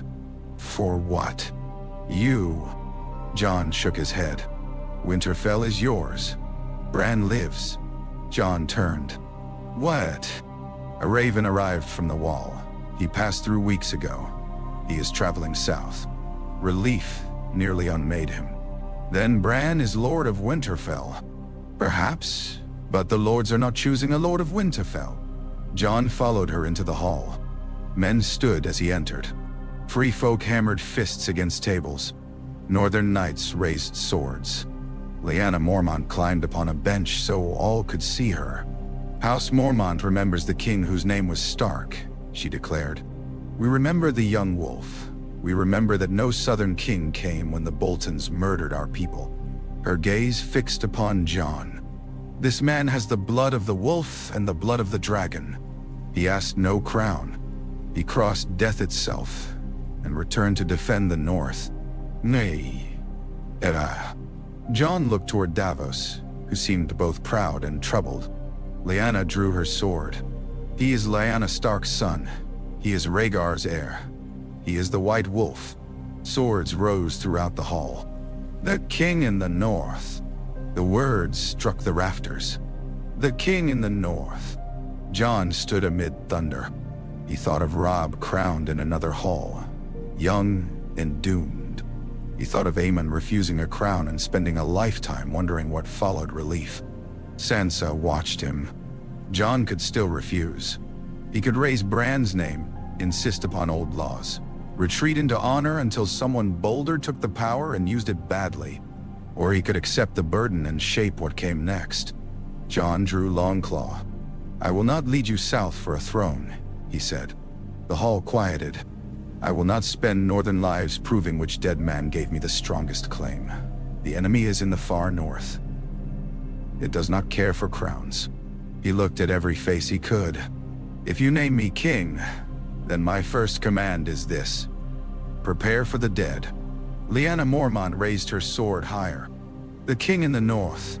This time Jon did not flinch from the name. Bran came home beneath a summer snowfall. Mira Reed pushed his chair through Winterfell's gates while men stopped working to stare. The boy who had left with use in his legs returned as something quieter and more distant, wrapped in furs, his eyes carrying the weight of places no living man had seen. Jon met him in the yard. For an instant, he saw Bran as he had been, grinning atop a wall, hair blown by the wind, defiant whenever warned to climb down. Then Bran said, You know. Jon stopped. Know what? About the tower. The yard seemed to recede. Sansa looked between them. Bran's gaze settled upon Jon with unsettling calm. I saw father find you. I saw Lyanna give you your name. Jon knelt before the chair.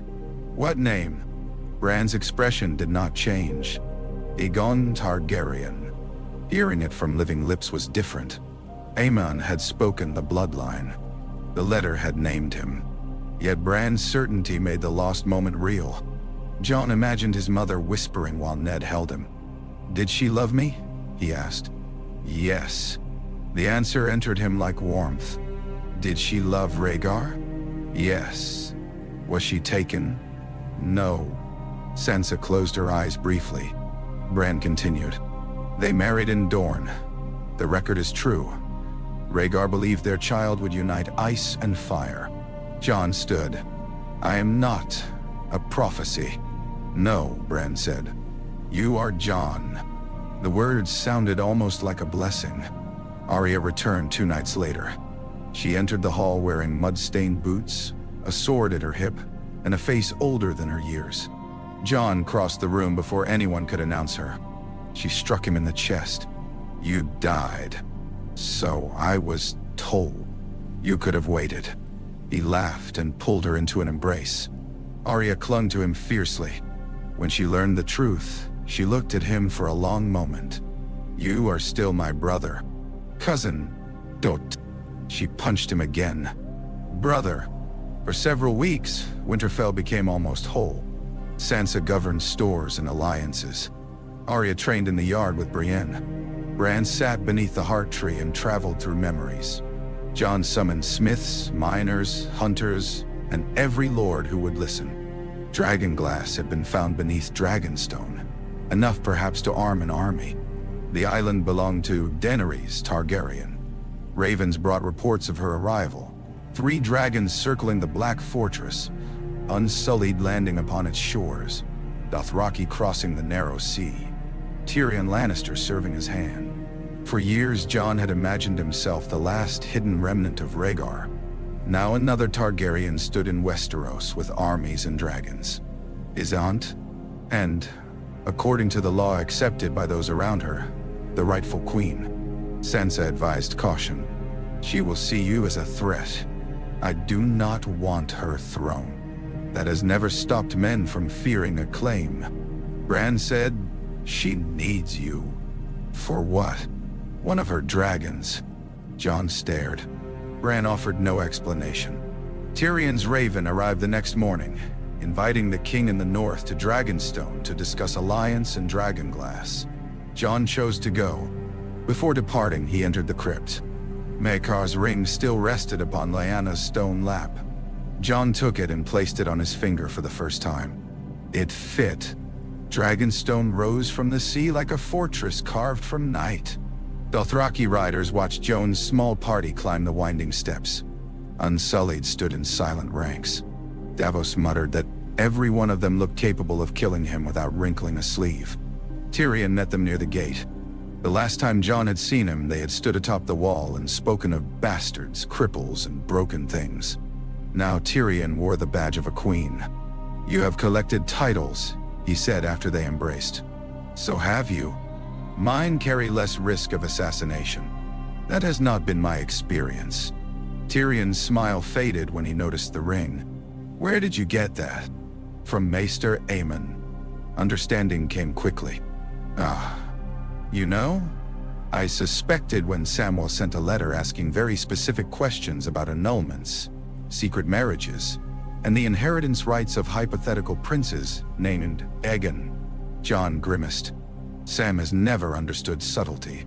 He addressed me as a person familiar with complicated families. Davos coughed to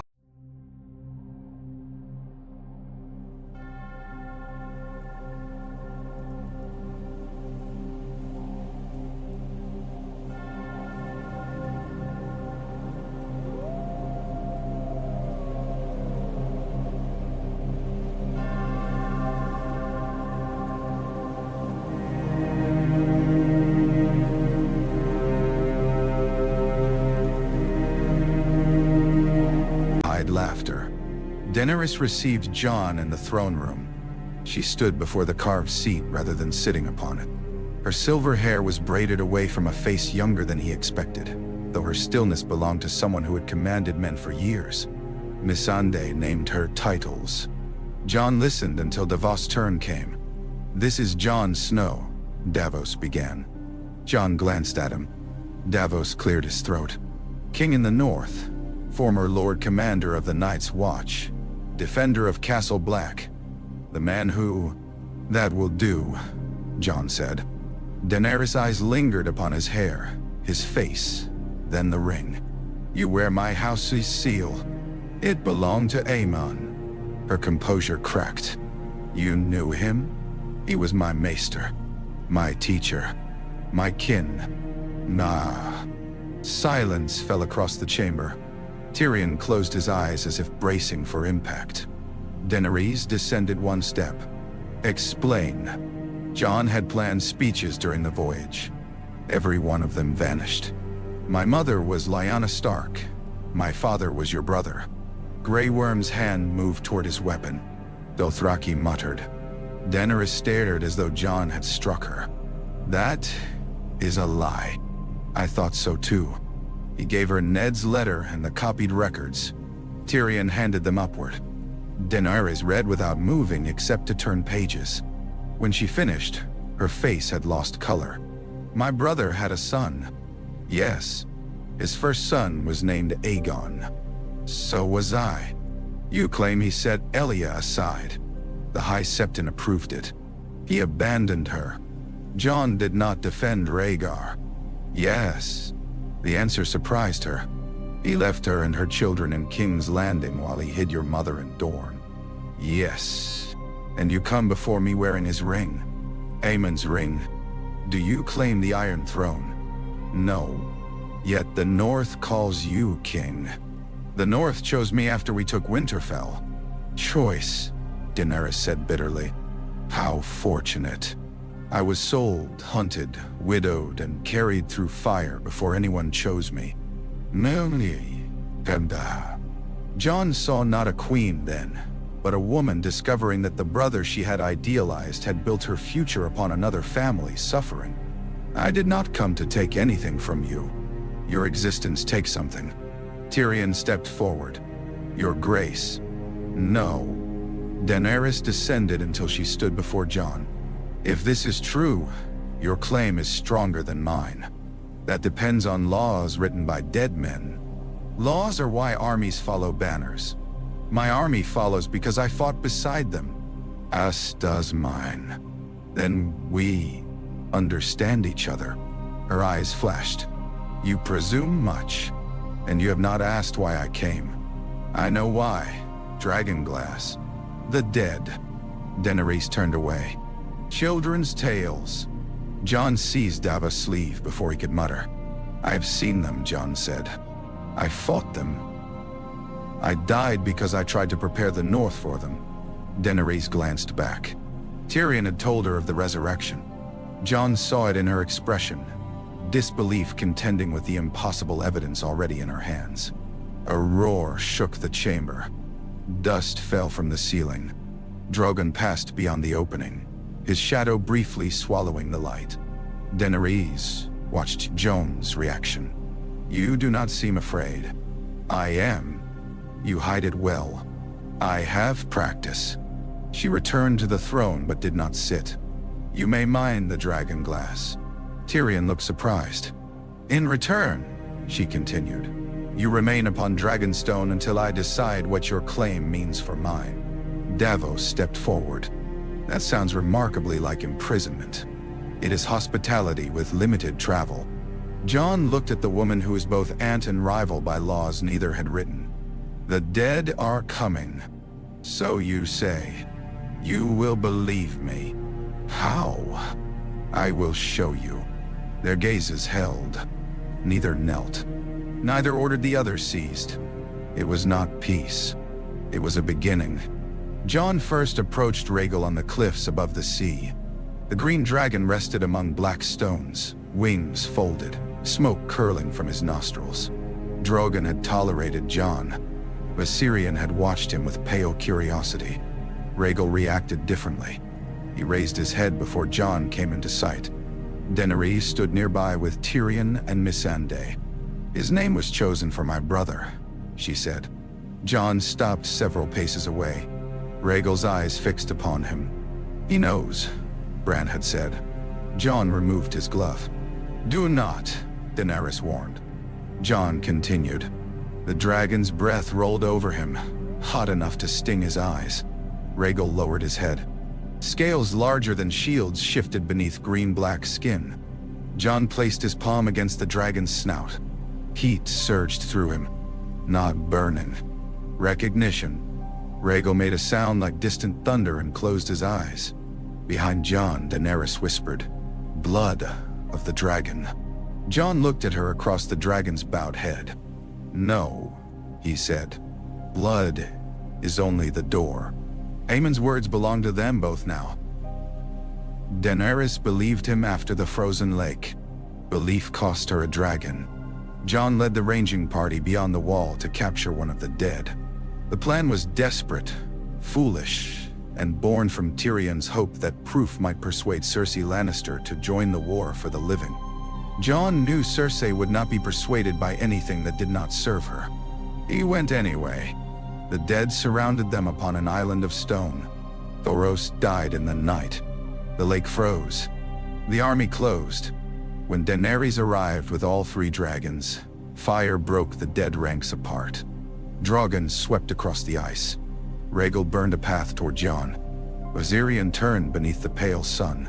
The Night King cast his spear. Viserion fell. Daenerys screamed. Jon watched the dragon strike the ice and disappear beneath black water. The sound tore through every human voice upon the lake. He fought until the others escaped, then fell into the water and nearly froze before Benjen Stark appeared from the storm. His uncle saved him at the cost of his own life. Jon woke aboard Daenerys' ship with wounds across his chest and grief filling the cabin. She sat beside the bed. For once, she wore no queen's composure. Her eyes were red. "I saw them," she said. Jon tried to rise. She pressed him down. "You were right. I am sorry. They killed my child." "Yes. And now they have him." Jon remembered the chains dragging Viserion from the lake. "We will destroy them." Daenerys looked at him. "Not as claimant, not as king, as kin. I will fight with you," she said. Jon nodded. "The North will remember. I am not doing it for the North. I know." She glanced toward the scars on his chest. "You truly died." "Yes." "What did you see?" "Nothing I understood." "Was there peace?" "No." The honesty startled her. Jon said, "There was Ghost, a forest, my mother." "You saw Lyanna?" "Perhaps, or I saw what I needed." Daenerys looked toward the porthole. "I used to dream of my brother, not Viserys. Rhaegar. I imagined he would have protected me if he had lived." Jon did not know whether to comfort her with another lie. He might have. He did not protect Aaliyah. No. Or her children. No. Your father was not the man either of us needed him to be. Jon watched the sea's reflected light move across the ceiling. Ned was. Daenerys lowered her gaze. "Do you resent him for hiding you?"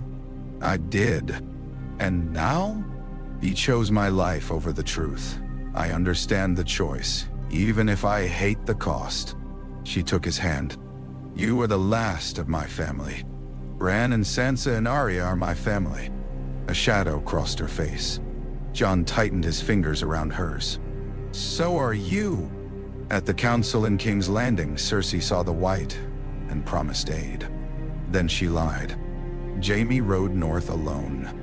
By then, the wall had fallen.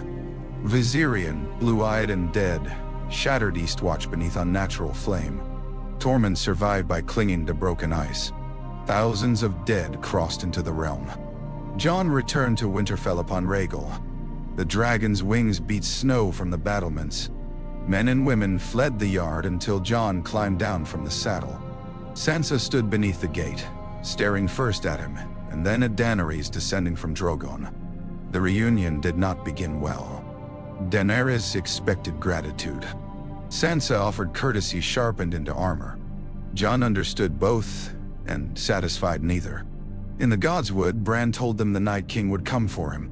Sam revealed that the dead dragon had breached the wall. Arya inspected Daenerys with open distrust.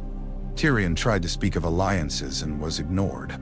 The truth of Jon's birth spread fully at last. Sam told him in the crypt that the Citadel had authenticated every record. Bran confirmed it before the gathered council. Northern lords looked from Jon to Daenerys and recalculated their loyalties. Varys began writing letters. Jon discovered him before the ravens flew. The spider stood in a tower chamber surrounded by sealed messages addressed to lords across the realm. "You would start another war," Jon said. "I would prevent one. By turning me against Daenerys? By giving the realm a ruler it will accept. She's your queen. She's becoming afraid of you. She has reason." "Exactly." Jon took one of the letters. It named him Aegon Targaryen, sixth of his name, rightful king of the Andals and the First Men. The title felt obscene on the page. "Burn them."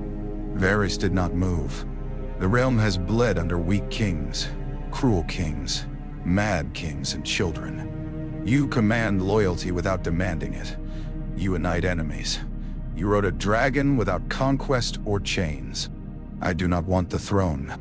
Men who want power are often least suited to hold it. Aemon did not want it either, and perhaps the realm paid for his refusal. The words found Jon's deepest doubt. Varys saw it. Your great-uncle chose private honor over public duty.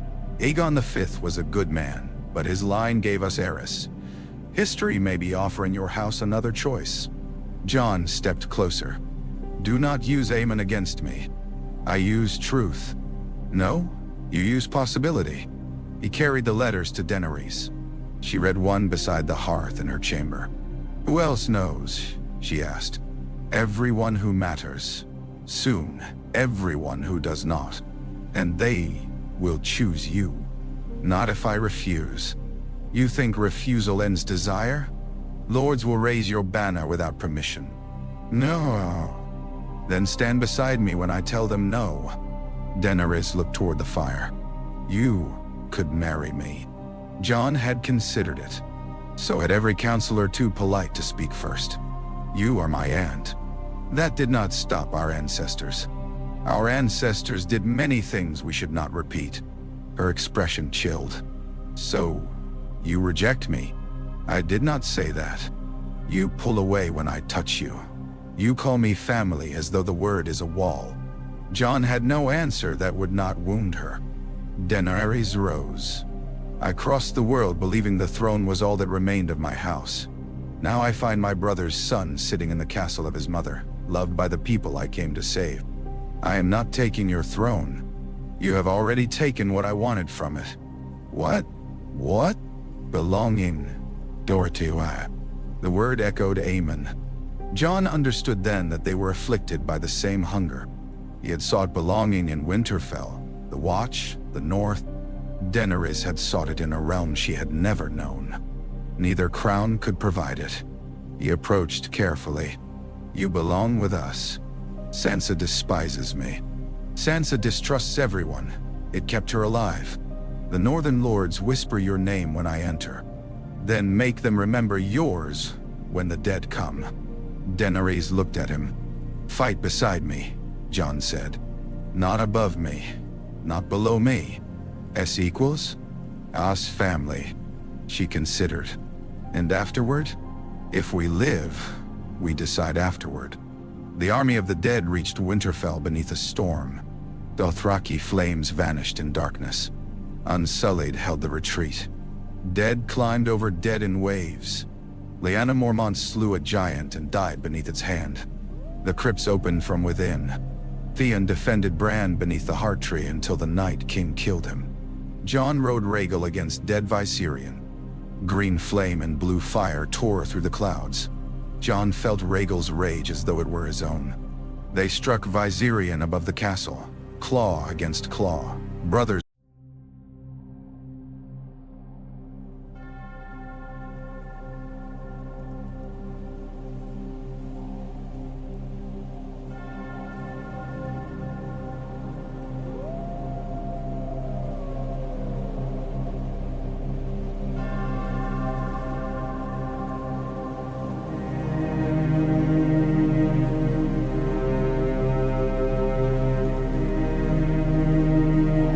In life made enemies by death.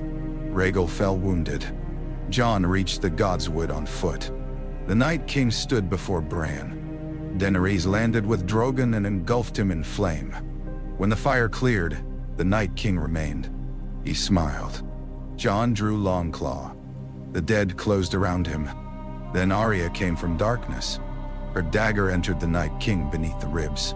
Winter broke with the sound of shattering glass. Across the battlefield, the dead collapsed. Viserion fell from the sky. Silence followed. Jon found Daenerys beside Jorah Mormont's body. She knelt in blood and snow, holding the man who had loved her across continents. Jon placed a hand on her shoulder. She leaned against him. No one watching doubted they were the last dragons. In the Great Hall, after the pyres burned, northern cups were raised to Jon. Free folk called his name. Men praised Arya, toasted Daenerys, mourned the fallen, and began dividing honor as though survival itself demanded ownership. Jon saw Daenerys watching. She had sacrificed armies, a dragon, and the man who loved her. Still, the loudest cheers belonged to him. Fear entered her face. Jon crossed the hall and lifted his cup. "To Daenerys Stormborn," he said, "who came north when no southern ruler would, who lost a child beyond the wall and another tonight, who brought fire to the darkness." The hall answered. Daenerys watched him over raised cups. For one night, the distance between them narrowed. In the morning, ravens arrived from the south. Cersei had gathered mercenaries, strengthened King's Landing, and spread word that a foreign queen and a false northern prince intended to burn the realm. The war for the living was over. The war for the throne had waited patiently. Jon refused to march upon King's Landing until the wounded had been tended and the dead named. Daenerys wanted speed. Every day strengthened Cersei. Every delay allowed the Golden Company to reinforce the gates and Euron Greyjoy's fleet to command Blackwater Bay. Yet Jon had seen armies treated as pieces and men as numbers. He would not leave Winterfell's survivors bleeding in snow for the sake of a throne he did not desire. Daenerys relented. That choice changed the war. Rhaegal recovered enough to fly. Scouts learned the positions of Euron's ships. Bran searched the past for hidden entrances beneath King's Landing. Arya offered to kill Cersei alone and was refused by both Jon and Sansa Stark. "No more solitary vengeance," Jon told her. Arya looked offended. "You rode beyond the wall to catch a dead man. I have learned from poor decisions." "Have you?" "Occasionally." Jaime left Winterfell before the host marched south. Brienne found his chamber empty. Jon intercepted him near the gate. "You are going to her." "Yes." "To save her?" "If I can." "To die with her?" Jaime looked toward the road. Perhaps. Jon understood too well the pull of a name shared with the dead. "Convince her to surrender." "She will not." "Then open the gates." Jaime stared at him.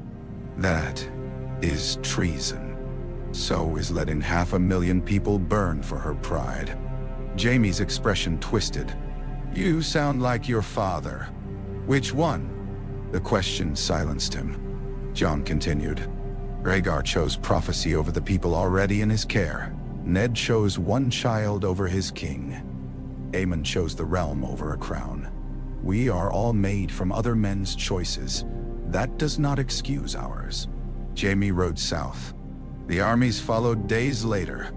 At the Trident, Jon dismounted and walked to the riverbank. Rubies had once washed through those waters from Rhaegar's broken armor. Men still searched for them. Jon picked up a smooth red stone and turned it between his fingers. Daenerys joined him. "This is where Robert killed him," she said. "Yes." "Do you mourn him?" "I mourn what he might have been, not what he was." Jon threw the stone into the current. "I never knew what he was." Daenerys watched the ripples vanish. "I used to think taking the throne would answer every question about me. And now? Now I think it will give me larger questions." They stood beside the river where their house had fallen. "Varys was right about one thing," Jon said. "The realm may not accept you while my claim remains." Daenerys' face closed. "I know. So we change what acceptance means." She frowned. Jon had discussed the plan with Sansa, Tyrion, Davos, Sam, and Bran.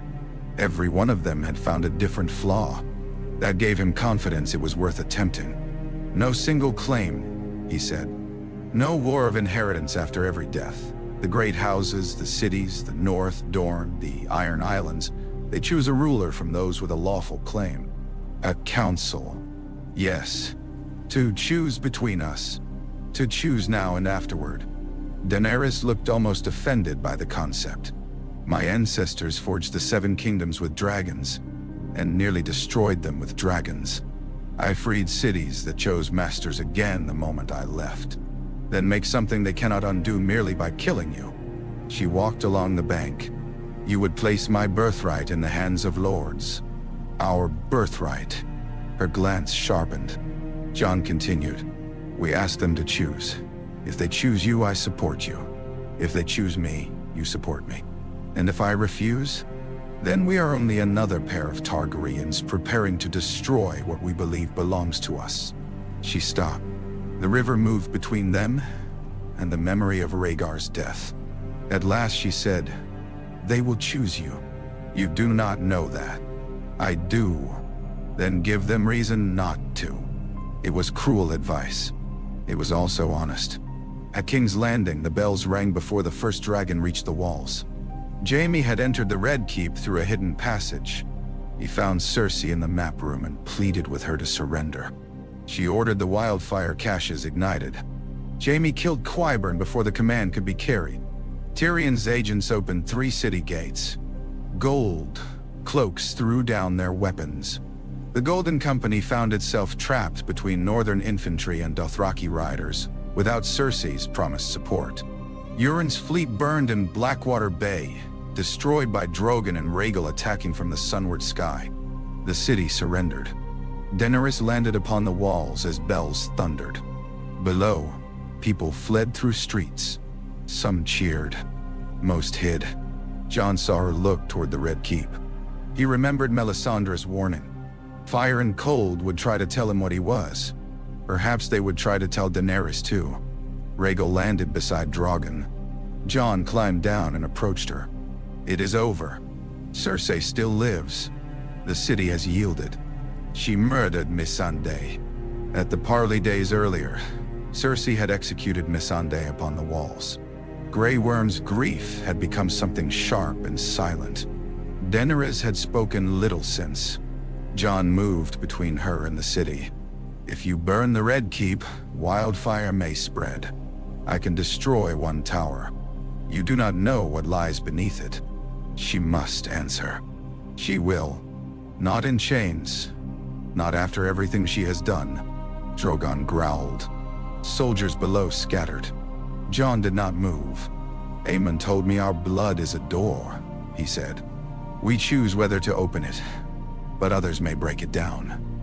Cersei wants you to become the monster she described. Do not open that door for her." Daenerys' eyes filled with rage and grief. "She took my child, my friend, my armies, and if you kill thousands now, she takes you too." For a moment, Jon believed she would command Drogon to burn him. Then the bells continued ringing. Daenerys looked across the city she had crossed the world to claim. Drogon lowered his head. She turned him away from the Red Keep. Cersei was captured alive. Jaime brought her into the throne room through ranks of unsullied and northern soldiers. She wore no crown. Her pregnancy had begun to show. Jaime's sword was gone. Daenerys sat the Iron Throne.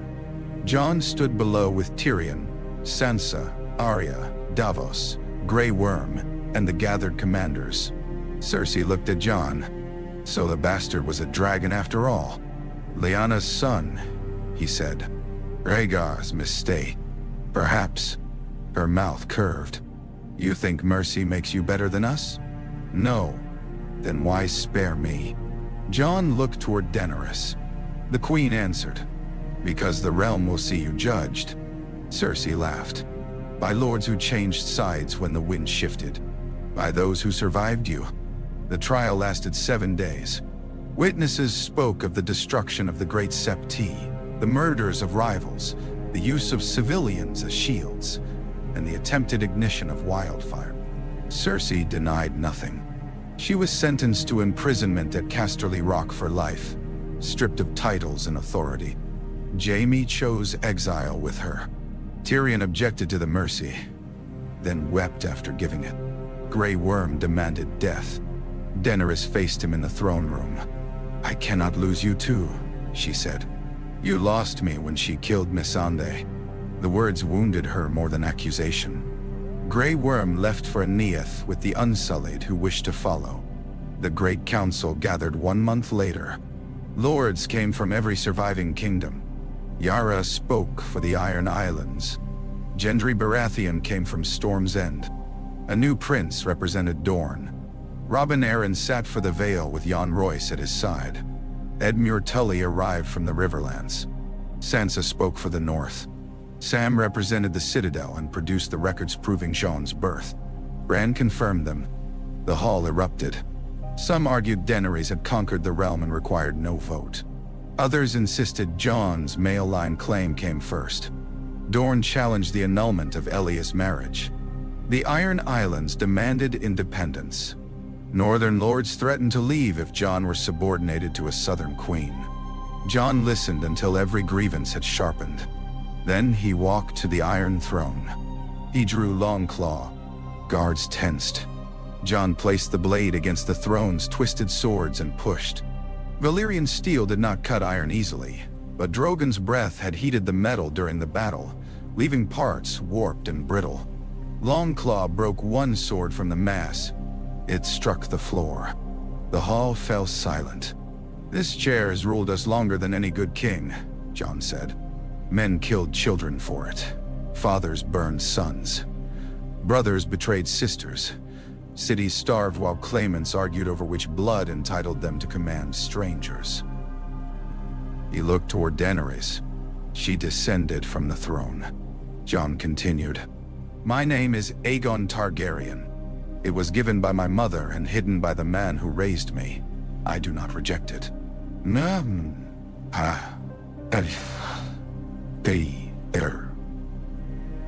Bow. Sansa watched carefully. "But I am also Jon Snow, Lord Commander of the Night's Watch, son of Lyanna Stark, son, in every way that shaped me, of Eddard Stark." He faced the council. "No single name contains a life. No bloodline contains the realm." He removed Maekar's ring. Aemon Targaryen was offered a crown and refused it because he feared men would use him against his brother. He spent the rest of his life serving those who never knew what he had surrendered. Jon set the ring upon the broken sword.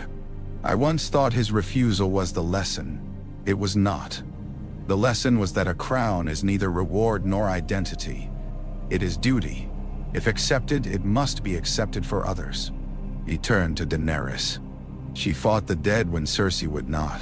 She chose not to burn this city when grief gave her every reason to call vengeance justice. Daenerys' eyes shone. "She has a claim. So do I. Today you will choose between us." Murmurs spread. "And when the ruler dies," Jon continued, "another council will choose among lawful candidates. No child will inherit merely because of birth. No dynasty will own the realm." Gendry stood first. "Storm's End supports Daenerys." Yara followed. "The Iron Islands support the Dragon Queen, if our autonomy is honored." The Prince of Dorne chose Daenerys. The Reach, weary of northern influence, did the same. The Vale chose Jon.Y. The Riverlands chose Jon.I. The North refused to vote until Sansa rose. She looked at Jon for a long moment. "The North chooses its own path." The hall stirred. Sansa continued, "We will not bend as one of 7 kingdoms, but we will enter alliance with whichever ruler this council selects." Jon felt both loss and pride. Daenerys inclined her head. "The North will be independent," she said. Sansa bowed. Sam counted the declarations. The result was equal. All eyes turned toward Bran.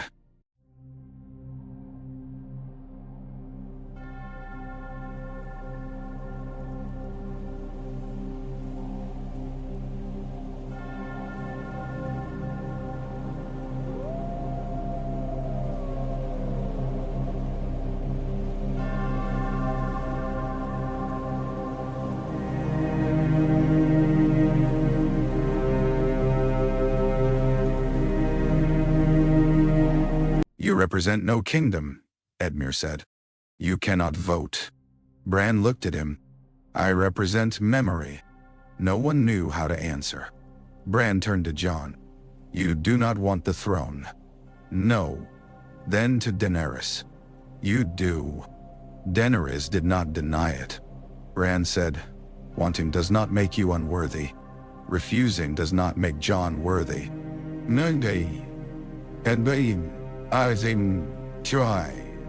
The hall listened.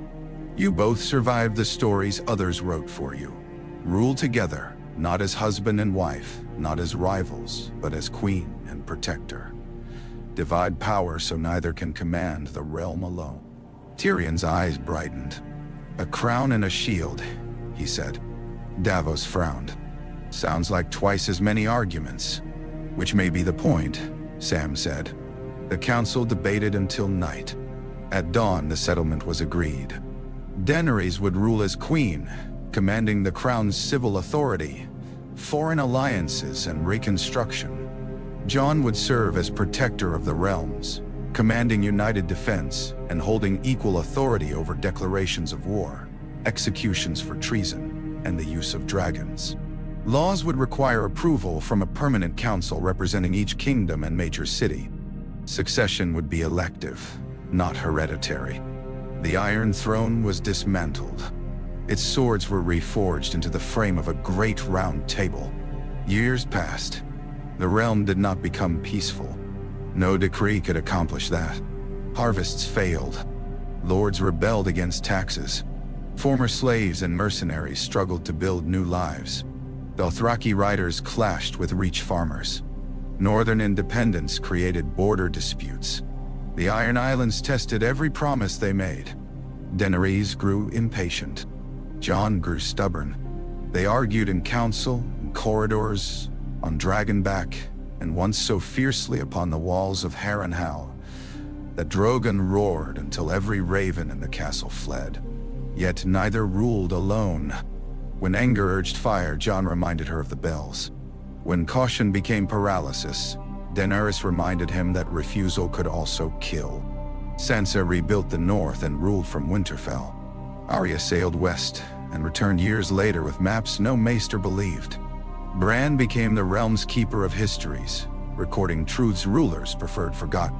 Tyrion rebuilt sewers, roads, and his reputation with unequal success. Sam became Grand Maester and complained constantly that no one read the books he wrote. Rhaegal made his lair upon Dragonstone but came whenever Jon called. Drogon remained with Daenerys. They were the last dragons born in the old world. One winter evening, many years after the dead fell, Jon returned to Castle Black. The Watch no longer guarded against free folk. It had become an order of rangers, healers, builders, and envoys, keeping the roads through the far north and watching for threats no southern court understood. Jon climbed to Aemon's old chamber. The shelves remained. The brazier had been replaced. A young maester occupied the room now, but he left when Jon asked. Jon sat where Aemon had once sat. He placed the dragon ring upon the table.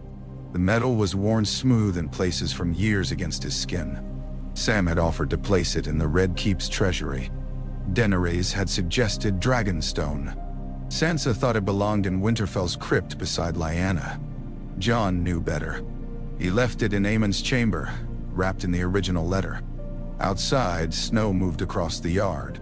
Free folk traders argued with black-cloaked rangers beside the gate. Children ran between them. No one knelt as Jon crossed the courtyard, though several bowed their heads. He climbed the wall alone. The structure had never fully recovered from Viserion's attack. Great sections remained broken in the east, but Castle Black's summit still rose above the world. The haunted forest stretched north beneath moonlight. Ghost was gone, buried beneath the heart tree at Winterfell after a long life. Rhaegal slept on the southern side of the wall, his breath steaming against the ice. Jon stood at the edge. He thought of the boy who had climbed there decades earlier, believing the truth had stolen his name. It had not. Aemon's revelation had not made him a king. It had made every choice more difficult. That, Jon understood at last, had been the gift. Without truth, he might have lived honorably according to a life designed by others. With it, he had been forced to decide what honor meant when blood, law, love, and duty pulled in different directions. He had chosen badly at times. He had chosen well at others. No prophecy had guided his hand. No throne had completed him. The wind moved around him, carrying the distant scent of pine and smoke. Jon Snow looked north. Aegon Targaryen looked south. The man who contained them both remained where he was, standing between darkness and the realms of men. And when dawn touched the ice, The wall shone not like a monument to the end of the world, but like a door opening into morning.